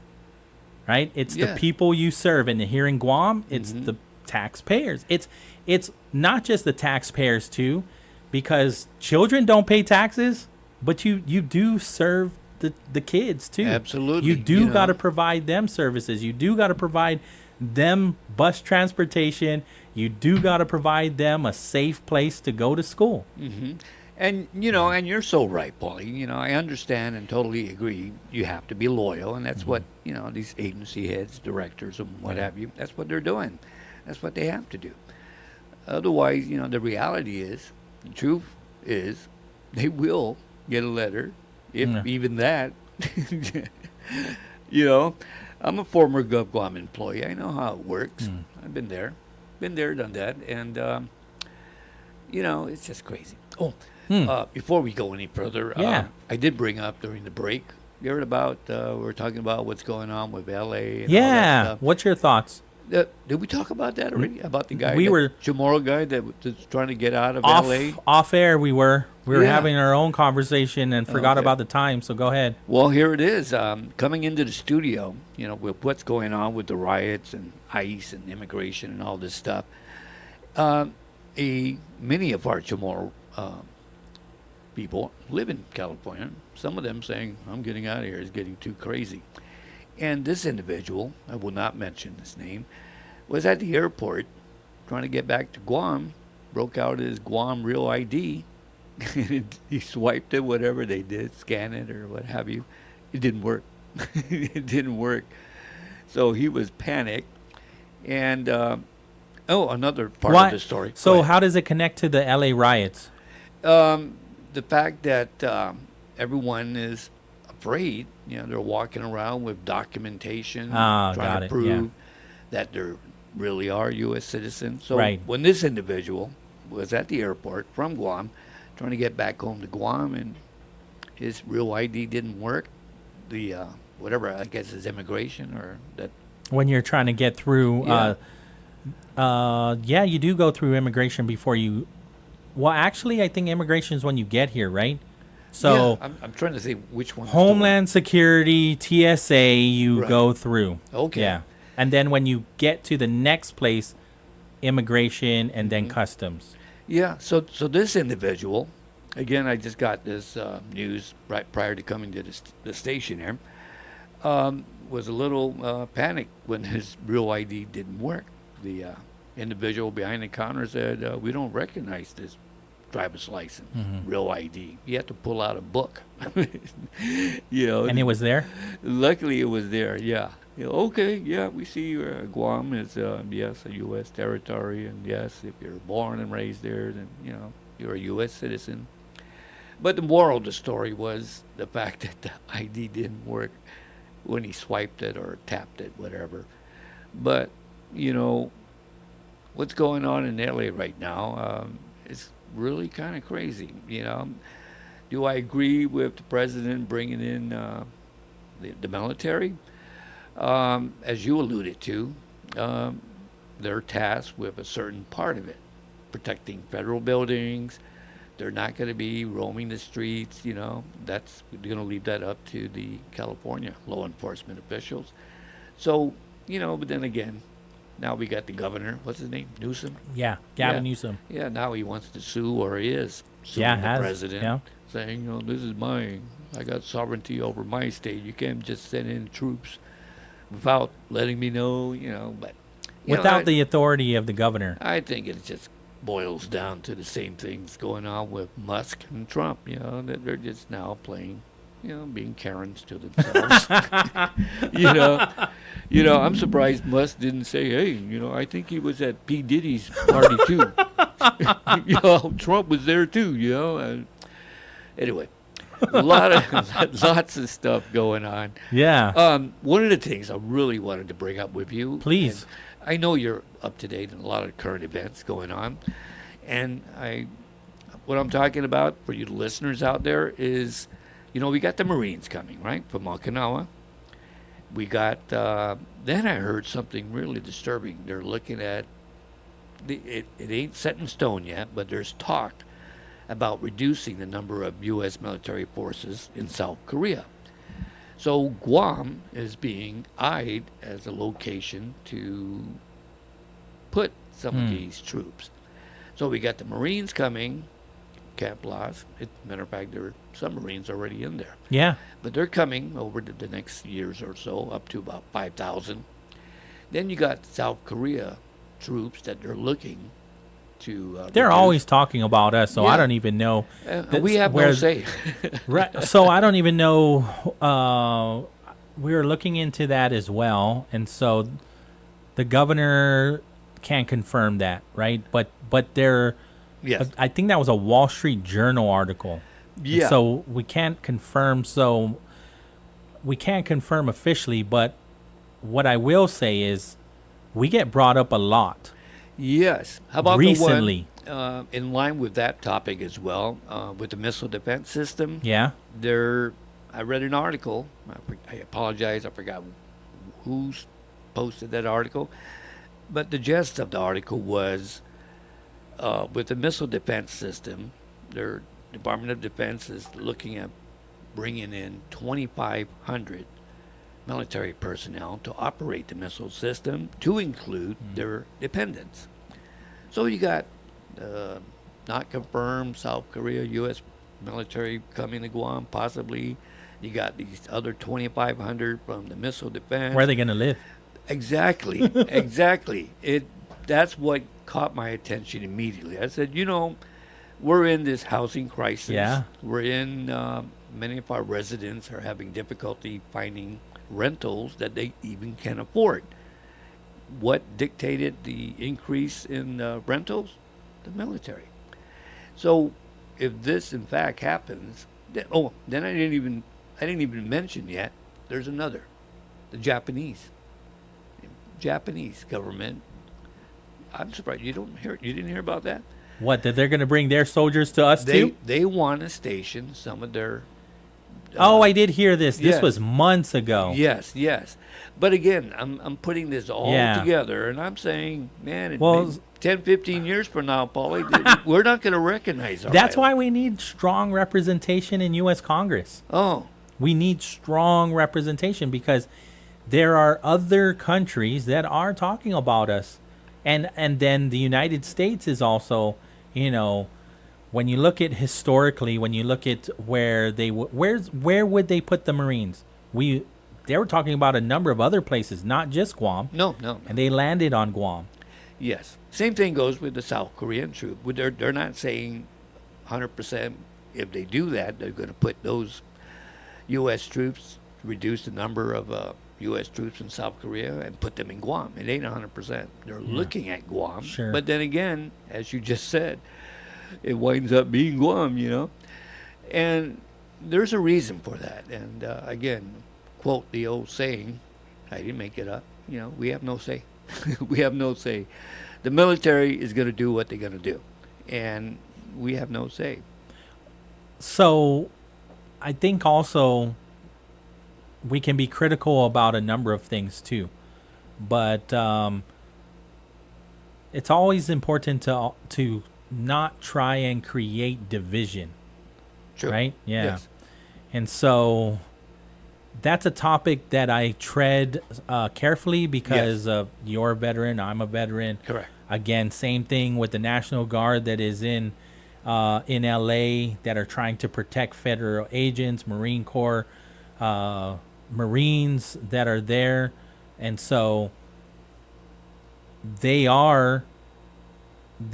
should never be villainized. And so when we have these conversations, we should never be pointing at those that serve this country, because they're doing their job. Some didn't even ask to come here, No, that true. is there.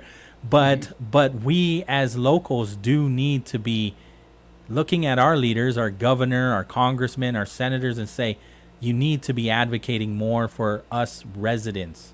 Yes. 100%. We are the priority. Yeah, So just like America first, our leaders need to make Guam first when it comes to these conversations. And unfortunately, sometimes we're not even at the table to have True. these. I'm glad you brought to that up. have these conversations. We're kind of we're in the chair, not even in the room. Sometimes we're like, you are in the building, but you're in this office right here, this office space, and we're gonna turn on the TV for you, and you can watch what's happening in that room. Sometimes it feels like that. Yeah. And in all fairness, the military, they know about the housing issue. Yes, they do. And they're trying to address it. Yes. Yeah, they're trying to, but is it going to happen in time before all these military folks get stationed in Guam, whether it be South Korean additional troops coming from South Korea to Japanese that want to put some of their troops here, to the missile defense 2,500 and their dependents. I think if they don't do nothing about this housing issue, Guam, our residents, our people of Guam are going to be priced out. We're already priced out. Yes. Multi-generational families. Absolutely. And we've been in multi-generational households. Yes. For long already. Yeah, can I move in with you, Mom, Dad, or hey, brother, can I move in with you? Yes. And taking up the main house, and then Mom and Dad are in the smaller room. Exactly. And we're just trying to make ends meet. My biggest fear, and I've said it and I'll say it again, 10, 15 years, 20 years from now, we might not recognize our island. I hope and I pray it doesn't happen that Guam turns into a military, for lack of another word, military state. Oh, military man, island. people are already, when they are identifying Guam, when we go out. Where are you from? Guam? Oh, the island of military bases? Yeah. I mean, I'm glad you brought that up, too, because just first-hand story with me. I was living in Texas for a few years. Every time they asked me where I'm from, I said I'm from Guam. More times than I can remember. The response is, don't we own that place? And I look at them and yuck! Because they're not wrong. No. But I'll look at it, And more often than not, they're elderly former stationed in Guam back in World War World War II, and what have you. And I say, no, you don't own Guam.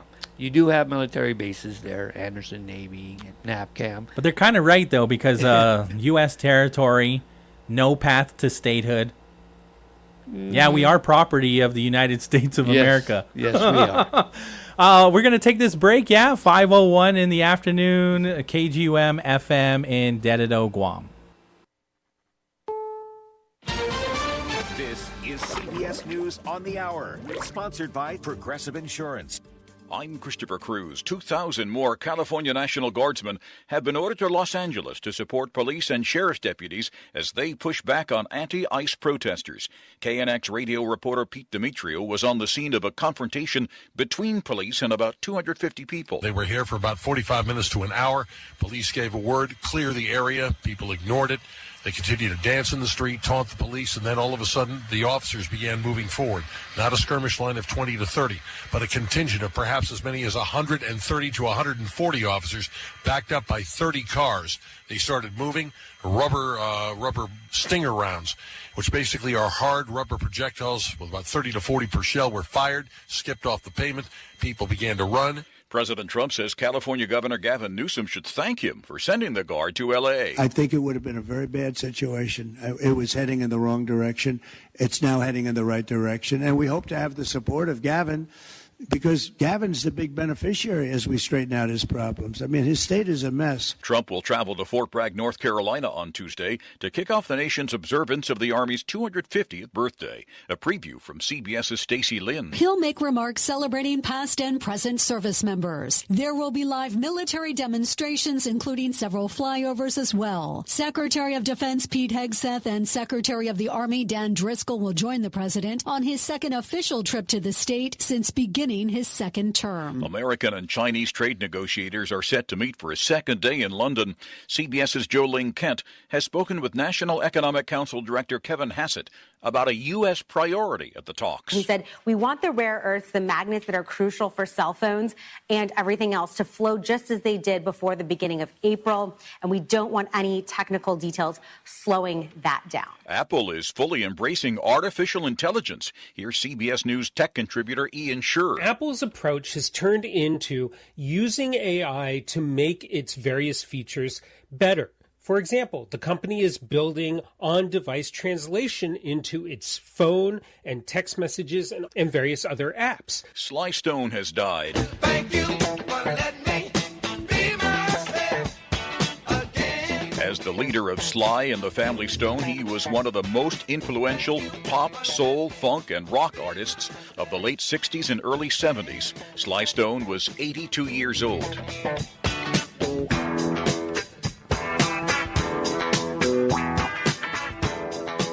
This is CBS News. A word from Progressive Insurance. Life can be hard, so Progressive can make bundling your home and auto easy. Hope that helps. Learn more at Progressive.com or 1-800-PROGRESSIVE. What? All the budget has to be used now? And we can use all the media buy? Javier's marketing firm just got its dream funding. Okay, ideas. Bobbleheads. No. T-shirt cannon. I seriously need some help here. He needs to find marketing managers who are worth every dollar. I need Indeed.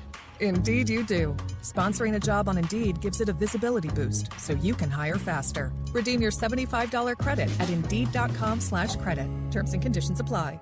This message comes from Viking, committed to exploring the world in comfort. Journey through the heart of Europe on an elegant Viking longship with thoughtful service, destination-focused dining, and cultural enrichment on board and on shore. With small ships that bring travelers closer to the destination, there's more time to explore. And every Viking voyage is all-inclusive, with no children and no casinos. Discover more at Viking.com.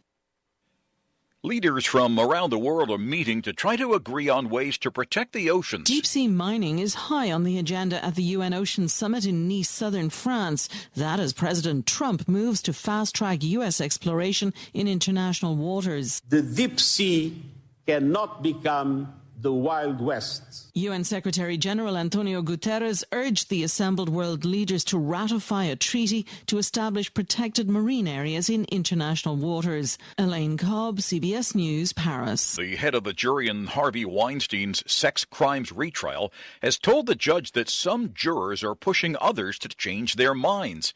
The foreperson also said jurors are talking about Weinstein's past and going beyond the charges against him. The concerns were relayed in a closed-door conversation Monday with the judge, prosecutors, and defense lawyers. Weinstein's defense moved unsuccessfully for a mistrial. Christopher Cruz, CBS News. Good afternoon. It is 5:06 p.m. and that is your time check on the bright side on Wave 105.1 FM.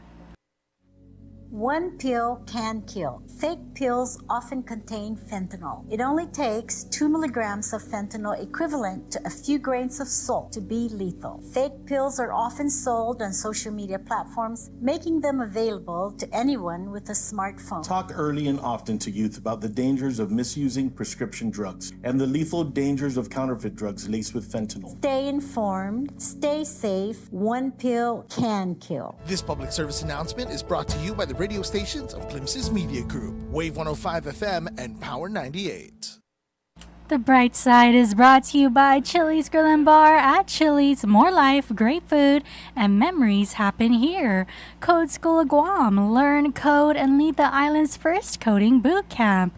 Your future in tech begins with us at Code School of Guam. GTA, we start with you. Loco Jerk. From our family farms to your family table, savor the freshness. Follow Loco Jerk 671 on Instagram and Facebook, or visit LocoJerkGuam.com. Micropack. Get ready to shop till you drop at Micropack. Grads and proud parents, this one's for you. From May 1st to June 15th, snag your savings at all Micropack locations. You've earned it at Micropack. Sentinel Security Solutions. Delivering operational excellence and protective services across commercial, industrial, and residential sectors. Sherwin-Williams. Rain's coming fast. Are you ready? Defend your home with Sherwin-Williams Loxon. Engineered for Guam's dry to wet season shift. Built tough, made to last. Protect what matters today and ask Sherwin-Williams. Subway, eat fresh in just a few clicks. Order online at subwaypacific.com for pickup at your convenience or for delivery right at your doorstep. Online ordering at subwaypacific.com is powered by Good to Go. We deliver. At Subway, you gotta refresh to be fresh. Now's that time for your real deal traffic report here on the bright side. Slow traffic on Route 10A to Munning if you're coming from Route 1 heading to the intersection in front of the Guam Airport. Slow traffic on Route 1 and Upper Tumon if you're heading northbound to the intersection that leads to Route 16. Heavy traffic on Route 3 in Dededo if you are heading to the intersection on Route 1. And now for your traffic advisory for the week from tomorrow, Wednesday, June 11th to Saturday, June 14th from 9 a.m. to 3 p.m. Please be advised the DPW HMC crew will be grass cutting and tree trimming along Route 4 in Sinahania. Both north and southbound lanes will have grass cutting and tree trimming activities. The DPW asks motorists to please proceed with caution and remain alert for traffic control signs and work crews. And that is your real deal traffic report here on on the bright side, brought to you by Guam Auto Spot.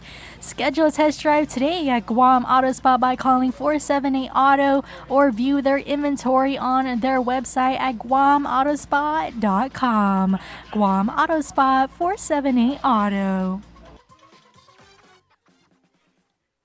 The views and opinions expressed in this show are that of the show host, guests, and callers. They do not necessarily reflect the views and opinions of the staff and management of Wave 105 FM, Glimpses Media, or any of our partners. As we strive to provide quality, respectful, and engaging content, we welcome you to participate in the conversation. Thank you for tuning in to Wave 105 FM, the sound of Guam. Enjoy the show.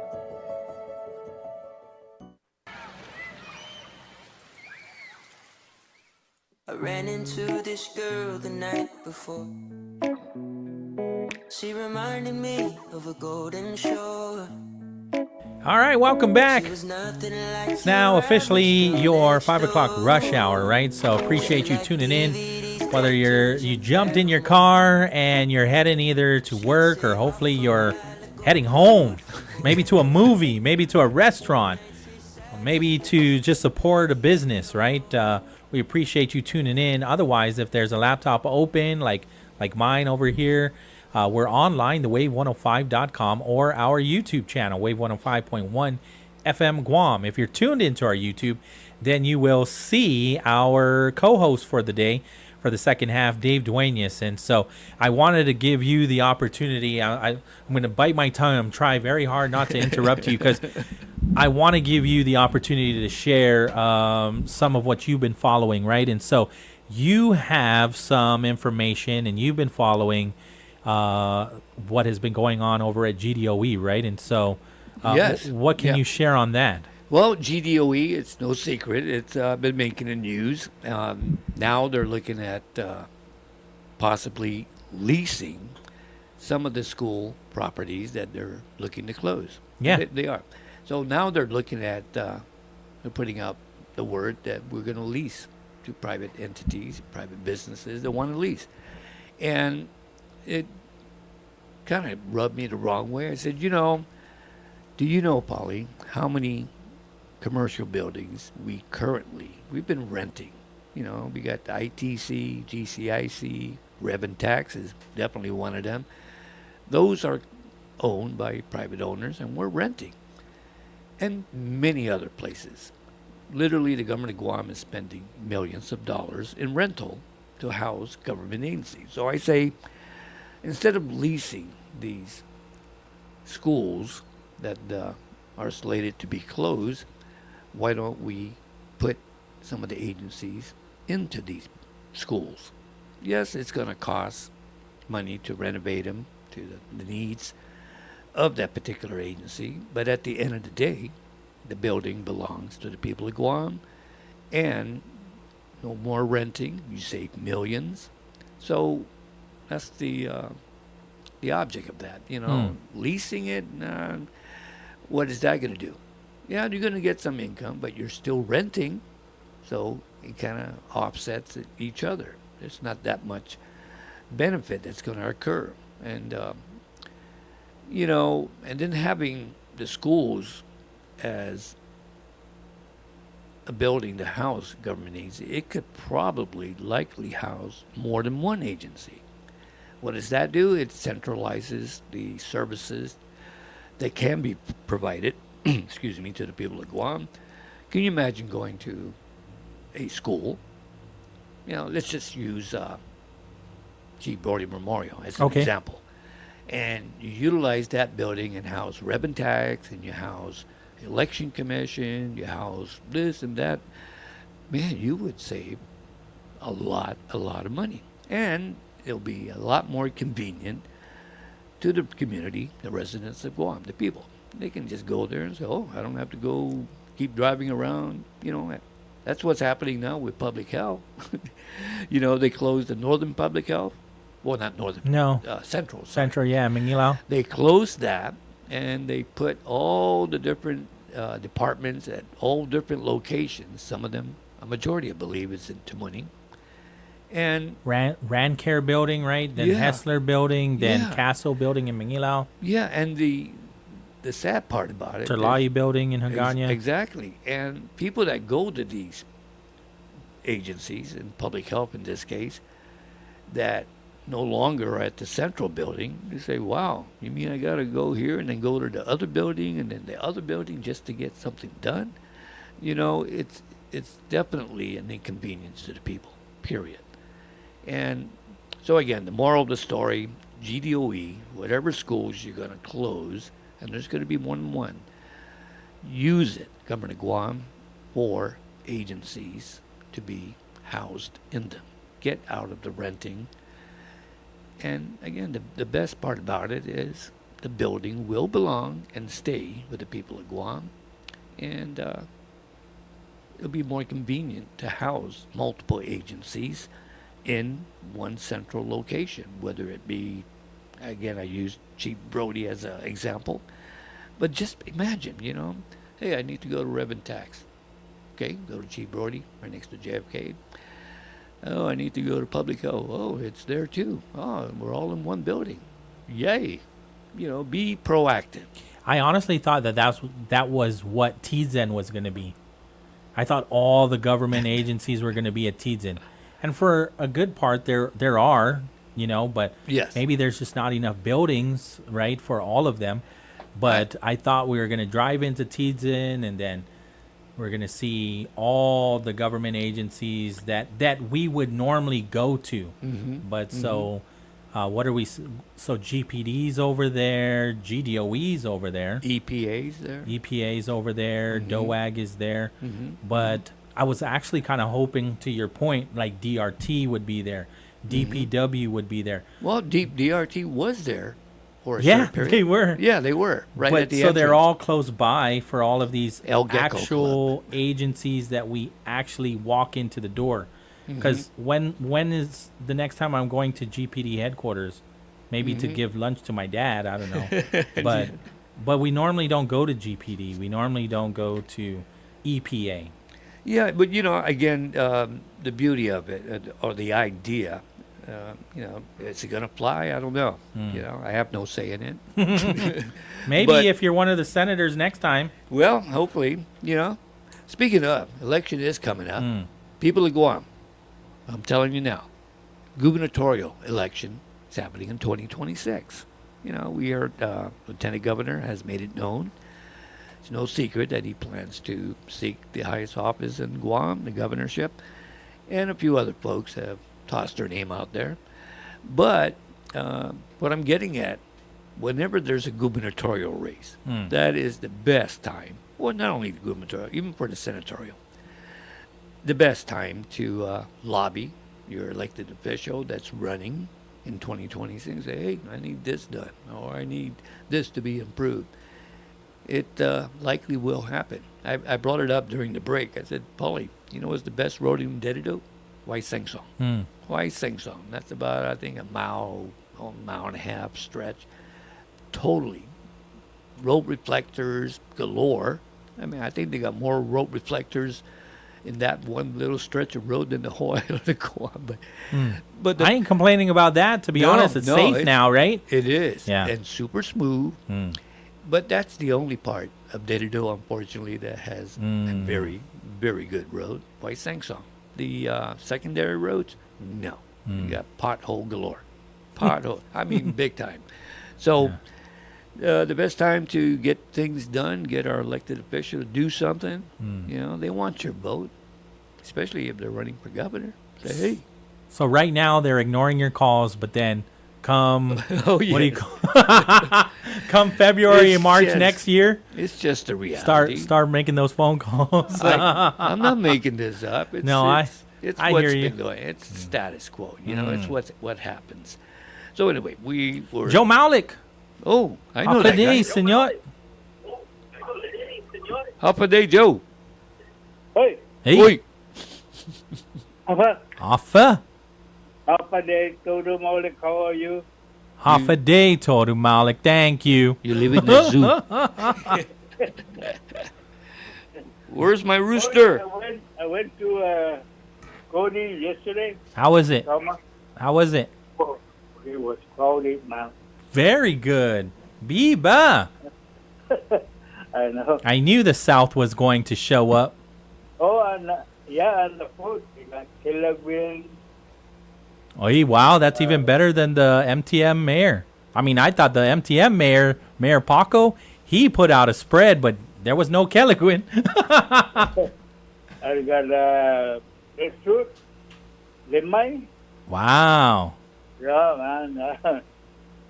I have to leave early because, like I said, I'm going to stop by after the run. And I was, Marty. I was bush cutting. Entrance. I did stop by. And if Cody comes in tomorrow, he'll tell you what happened. Okay. I gave him something, but he asked him what's that something that I gave him yesterday. Okay. I will. So that's it, Pastor. Okay, that's it. Okay. Adios, esta gupa. Esta. Thank you, Joe. All right. 5:20 in the afternoon. What else? I know there was a couple other things that we were talking about. Yeah. What's an anniversary's coming up? 75 years of Organic Act. That's right. That's right. October 1st. Is that what it is? Is it? I don't know. I was reaching out to a friend of mine. His father played a major part in the Organic Act. I'm talking about Carlos Taitano. Oh, wow. Yeah. Yeah. He was one of the individuals that actually was there during the signing?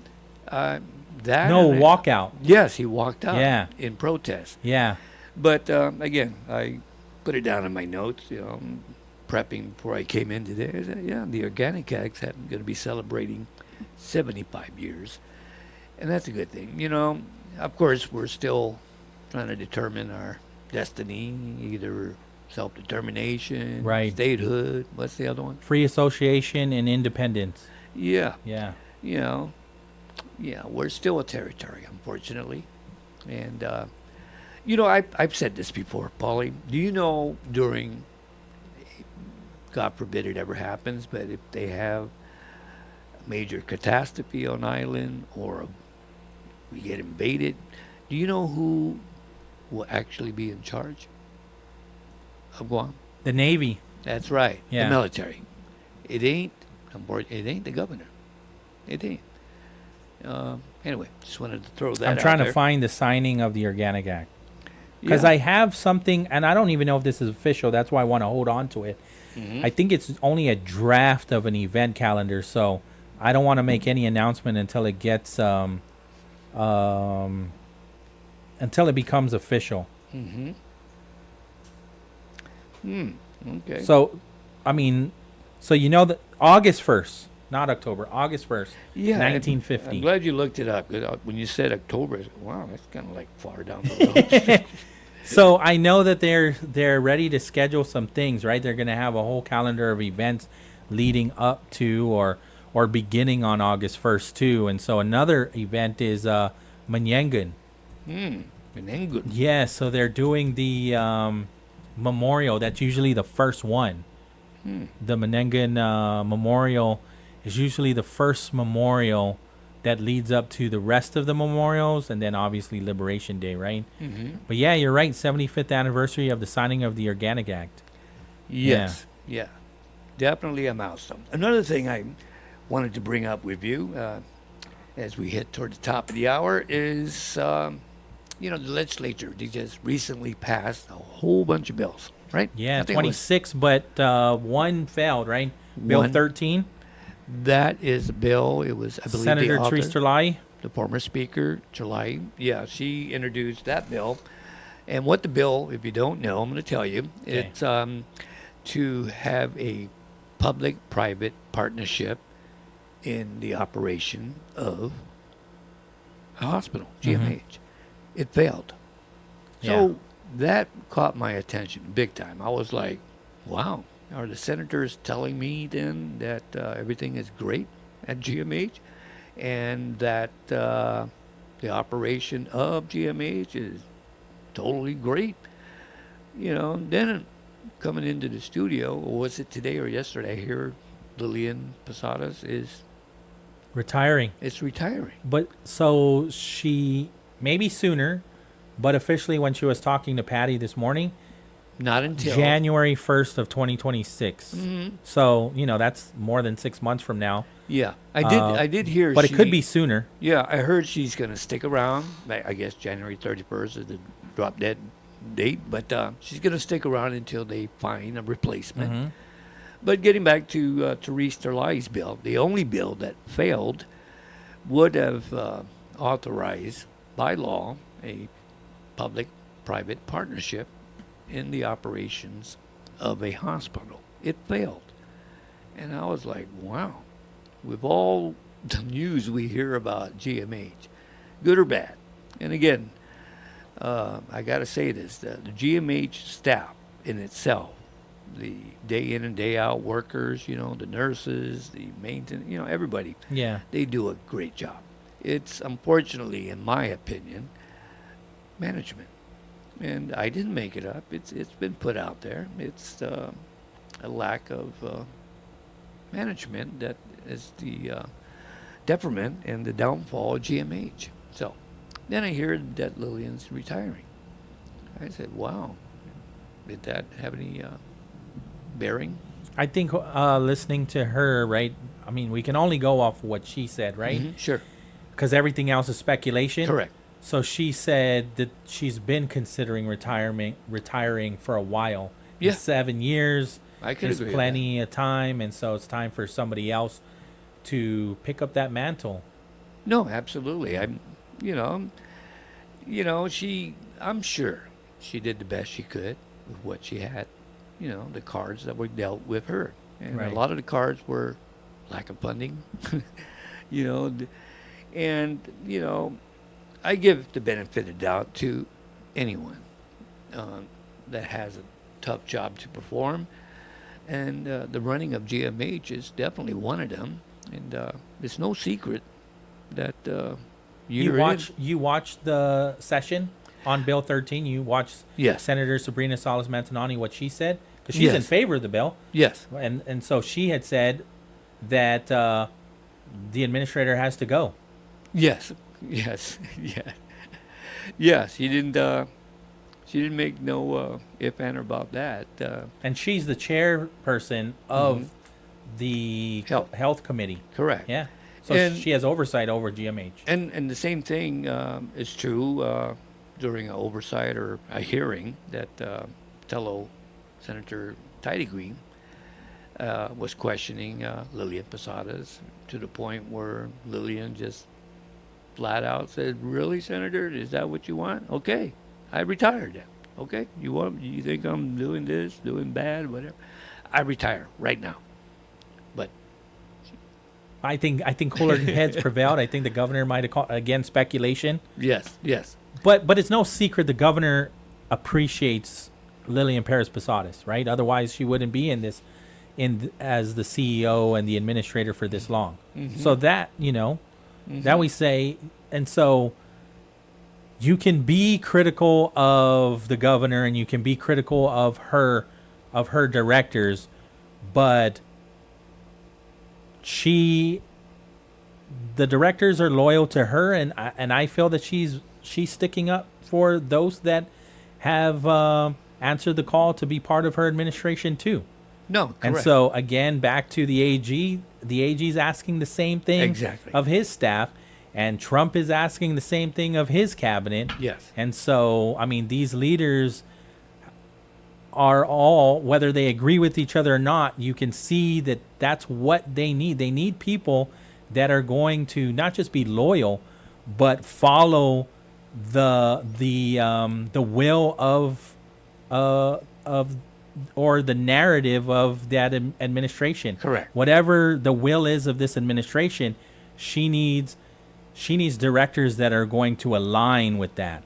Yeah, my only take on that, Pauly, is that's fine. It's totally fine, and it's expected. You would only want employees under your administration, whatever it is, to be loyal, but not at the detriment of the people. If whatever they're doing and your loyalty is going to dictate that you're going to do something that it's not going to be beneficial to the people, it's going to harm the people, then that is wrong. It is wrong. Man, I'm sorry. No worries. I'm sitting here and thinking I'm doing the show with John. This is your show. No, you're good. You're good. No worries. I'm looking at the bottom of the hour. I'm going to look at these. What's another minute or two? Oh, I wanted to talk about real quick. 2026 coming around real quick. Okay. Election. Yeah. And matter of fact, it's in today's PDN. I wrote an article on part-time legislature. I think that needs a longer conversation, right? It does. Yeah. It's been brought up many a times. So we'll take the break? By all means. And then we can unpack that? Yeah, part-time legislature? Yeah. Okay. Catherine says GMH had millions of COVID dollars and portion of the BPT, but is still falling apart. Catherine says, where's the money? All right, we'll take our last break right here on Wave 105. CBS News Brief. 2,000 more California National Guardsmen are being sent to Los Angeles. That's in addition to the 2,100 already supporting police and sheriff's deputies as they push back on protesters. 700 Marines are also being deployed. President Trump says that may not be all. We would bring more in if we needed it because we have to make sure there's going to be law and order. You had a disaster happening. CBS's Elise Preston reports from the site of a weekend clash. When you're driving around this federal building, you see the remnants of that chaos. You see graffiti tagged all over the walls, all over the sidewalks, all over the fences. Apple is using AI to make its devices more personal, says CBS News technology contributor Ian Scherr. One way Apple's hoping to flex its muscles is with its new gaming app, which puts a lot more attention on the various games that are available through its App Store and its arcade subscription service. CBS News Brief. I'm Christopher Cruz. Fewer and fewer teenagers are getting driver's licenses. The CEO of Uber thinks he knows why. I'm Jeff Colvin of Fortune magazine with the Fortune Business Update. Dara Khosrowshahi is the CEO of Uber, and he says his son, who's over 18, still doesn't have a driver's license. That's part of a trend. In 1983, 80% of 18-year-olds had a license. Now it's only about 60%. One obvious reason would seem to be Uber, Lyft, and other rideshare companies. Why learn to drive if you can just get a ride so easily? Another factor could be increased urbanization. With more young adults living in cities, fewer of them will need or want a car. But it will be a long time before everyone is traveling by Uber. That's because, as big as Uber is, it accounts for less than 3% of miles traveled on the road. I'm Jeff Colvin. Search the web, plant a tree. This is Soundbites, and I'm Alan Davidson. How many times a day do you search the internet? You probably don't even think about it anymore. So what if every time you click the search button, you are doing something good for humanity? That's Ecosia. It's a powerful, effective search engine. And CEO Christian Kroll says 100% of its profits go to tree planting. If you're searching the web with us, then you're actually helping make the planet a better place every time you search. And since a lot of people are doing this, we have millions of users. We've actually already planted over 230 million trees. It's generating a lot of money for a lot of good things. And if you want to be part of that, then you should be using it. Do your part at ecosia.org. With Soundbites, I'm Alan Davidson for CBS News. Ready to turn up the savings? At GTA, you can add on a smart unlimited plan for just $35 a month. And wait for it, you'll get a free Samsung Galaxy A15. That's right, a free 5G phone with a low monthly plan that keeps your wallet smiling. More savings, more data, and more TikToks in the backyard. So hurry, this deal's running out faster than your cousin's data on karaoke night. Offer available while supplies last. Terms and conditions apply. GTA, we start with you. Pat's Tinting and Detailing offers premier services from complete interior cleaning and VIP detailing. And To keep you cool, Pat's also offers factory, ceramic, blacked out, and based-approved auto tinting. For more information, call 647-SLAM.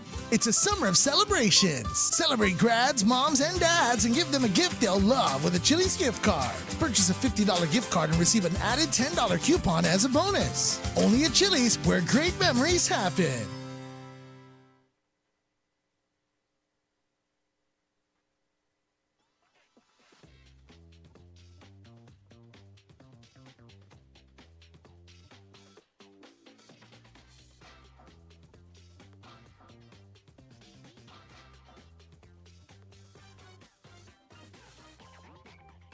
Now's that time for your last real deal traffic report here on the bright side. See here, slow traffic on Route 4 in Chalampago if you're heading to the intersection. That also leads to Route 10. Slow traffic on Route 10 in Manilao if you are heading to the intersection near the Santa Teresita Church. Slow traffic on Route 8 in Barragata if you're heading to the intersection near the fire station.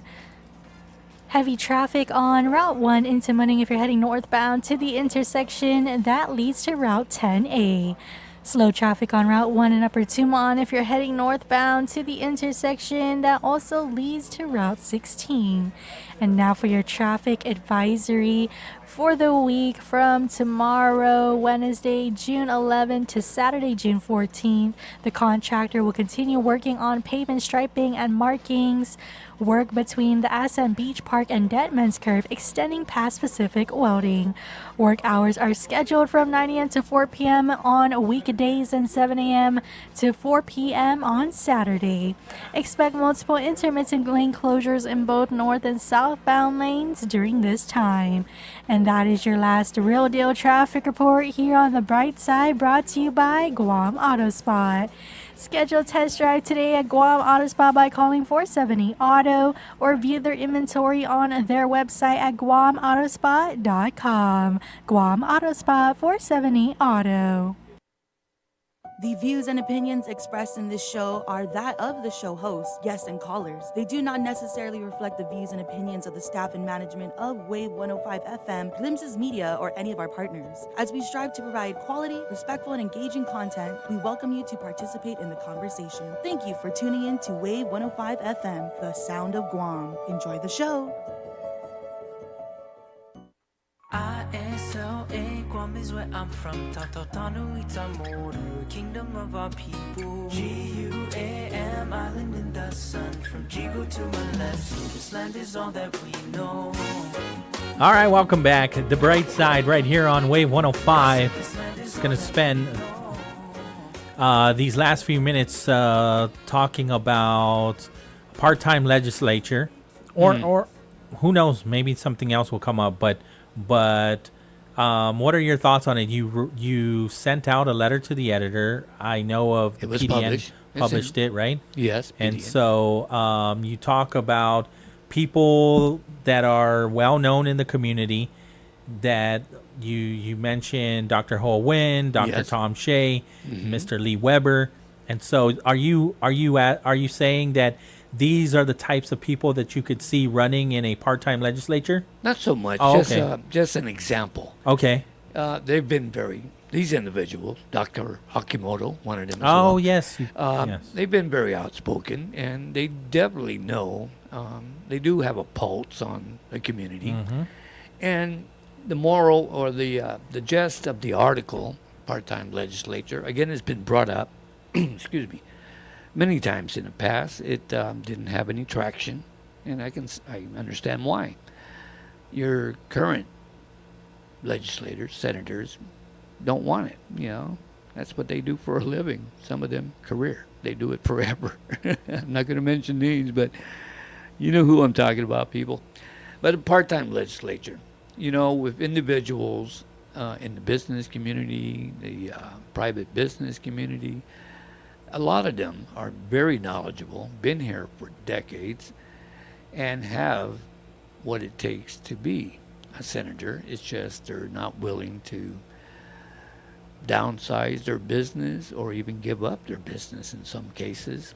And if a part-time legislature was in effect, and it would get them to get into the race. You know, that's my gut feeling on that. Yeah, because you could. The argument is, if you do a part-time legislature, you could possibly get more people to run. Right, you'd have more choices. Yes. And so, if you have more choices, then now it opens more people will be engaged in the voting process. Yes, and I talked about it to you off the air. You know, as a majority senator, you get a budget every year. Okay. In a neighborhood of 200K, 200,000 plus. Okay. Minority gets a little less, 100-some thousand. So, if we had a part-time legislature, I don't know the dynamics of how that would be broken down, but I would think it would be less amounts. You don't have to hire as much staff. You're going to have a staff, of course, but it would be a greatly reduced amount.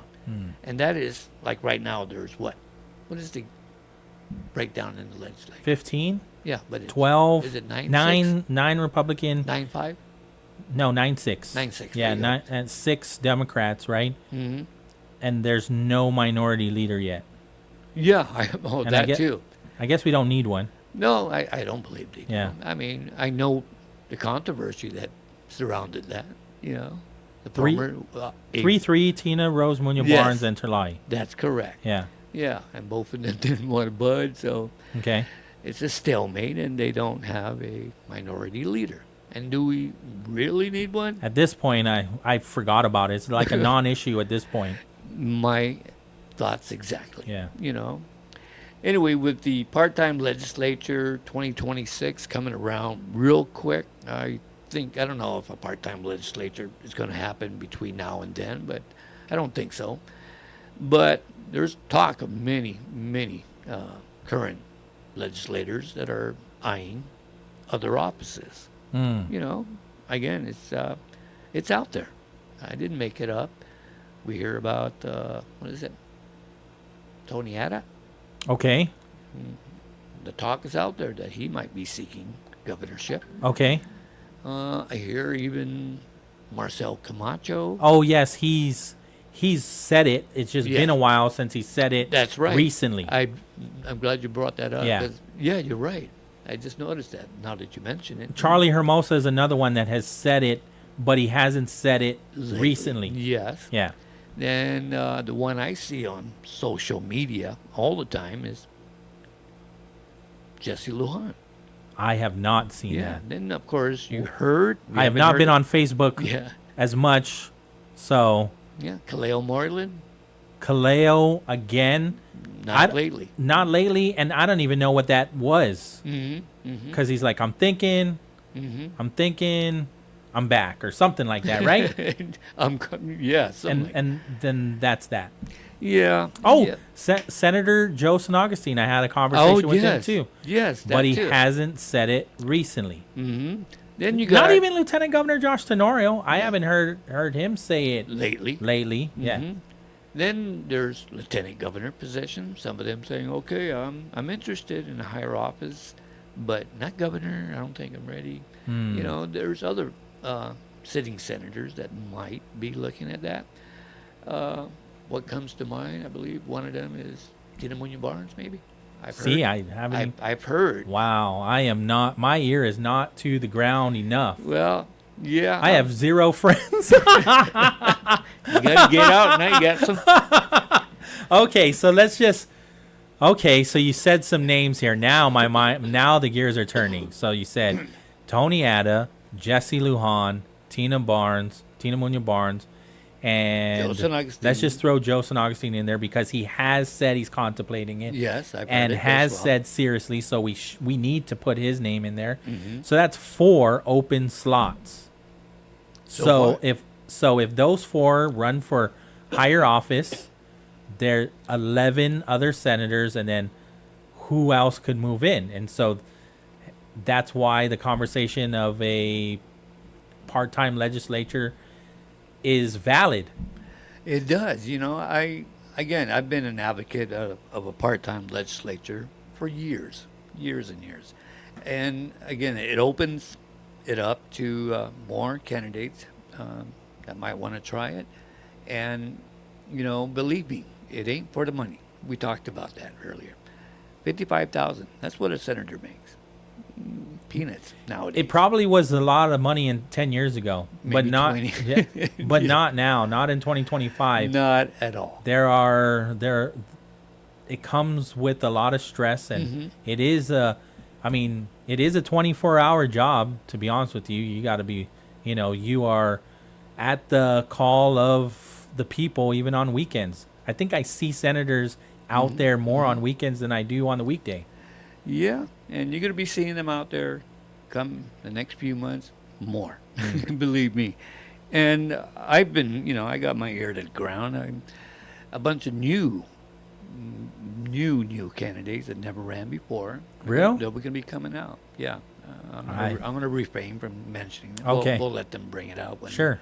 But because we know names like Senator Tom Fisher, he's running for Attorney General. Oh, there you go. So he's over there. Yes. Attorney Pete Santos is running for AG. Yeah.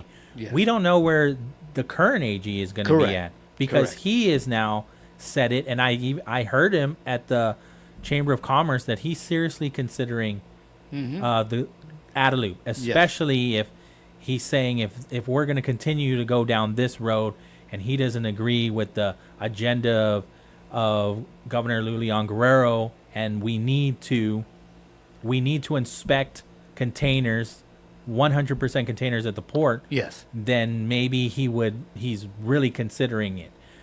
So, but I would say you're not going to be running against Lulian Guerrero, though. You would be running against Josh Tenorio. And we don't really know what his agenda is. Mm-hmm. Yeah, it's the I guess- political climate right now is really kind of Sure. it's. I guess we can argue that they align, right? Because there's not animosity between Leon Guerrero and Tenorio, right? I don't think I've ever seen that. If there is, they're They not do showing it. Yeah. They're- Right? No, Okay. I would imagine if there were any animosity between the two, it wouldn't be something they would want the public to know. Period. It wouldn't sit good, but I'll be honest, I really like the dynamic between the two. Mhm. That's one thing that I've appreciated is the dynamic between this governor and the lieutenant governor. Yeah. I appreciate it. What I can see with their 2 terms now, well, going to be towards the end of their 2nd term now, they work good together, and they know how to stay within their lane. Lieutenant Governor, this is what you're tasked with doing. I'm the governor. I'm Well, he tasked doesn't with it. sign anything when the governor is gone. Well, again, in layman's term, they know what roles they're going to play, and I maybe they came to that agreement from the very beginning. But this time around, 2026, I'm looking forward to it, and I'm going to tell them, am I going to run? Why not? People ask me, Dave, Yeah. are you going to run again? I said, well, look at it this way. I don't think an election in Guam would be an election if I wasn't in it. It's a passion of mine, and it's something that I just want to help. Good for you. That's all I want to do. That's what motivates me to keep trying. I just want to help everyone. I Yeah. don't care who you are, what party, I don't give a darn. I just love this island. I love our people, and I want to do the best for them. And as a single senator, you can't do it by yourself anyway. No. You don't. You can't. You have to work with the other 14, and that's how it works, Forget about this, I'm a Republican, I'm a Democrat, If it's a good bill, I don't care who introduced it. It can be Donald Duck. I'm going to support it. Okay? What's going on? Catherine says Marcel Camacho is surrounded with controversy when he was running Gura. Okay. Okay.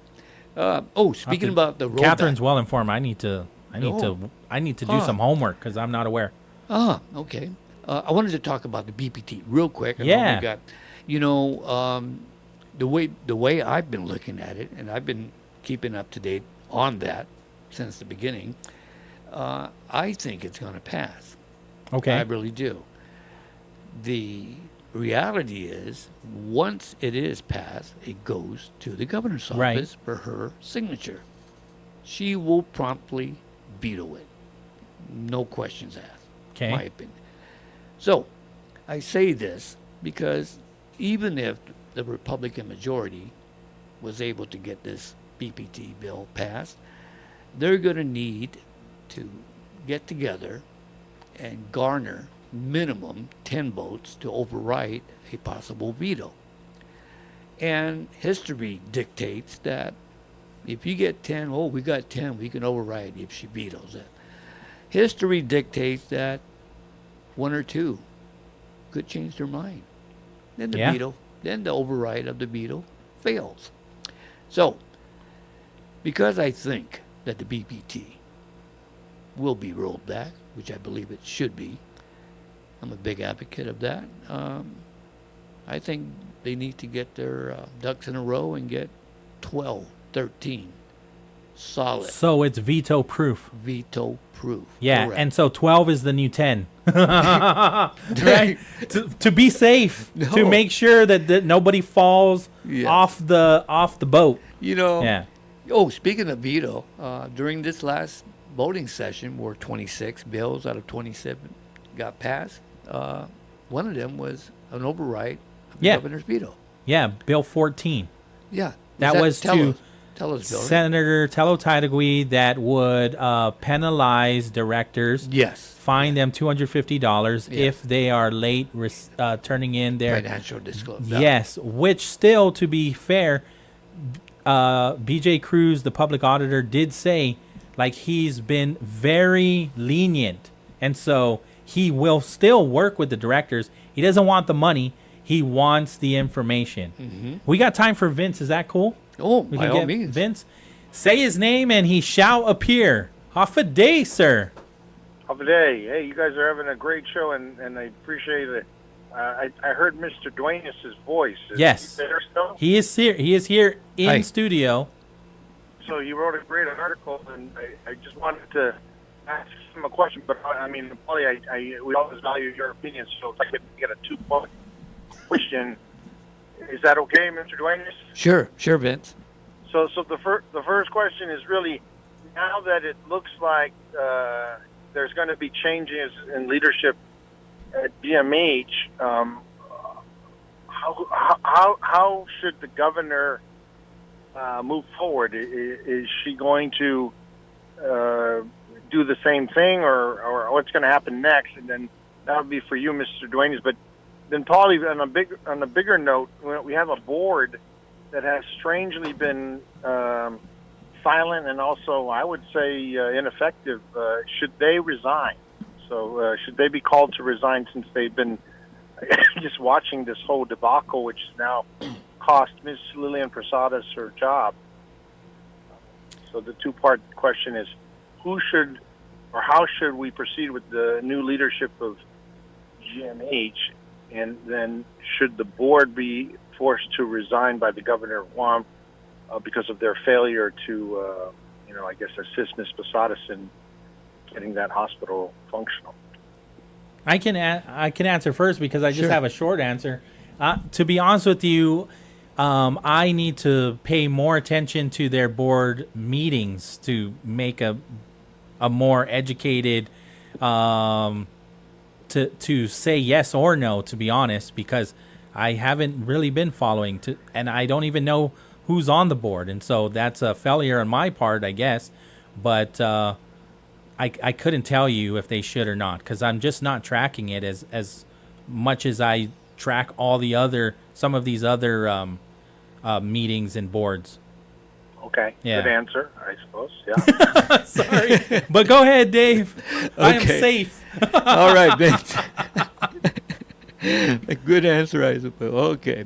In regards to the new leadership at GMH, well, it's been put out there already that Lillian is definitely contemplating retirement, and GMH is going to put out the qualifications required of a new administrator.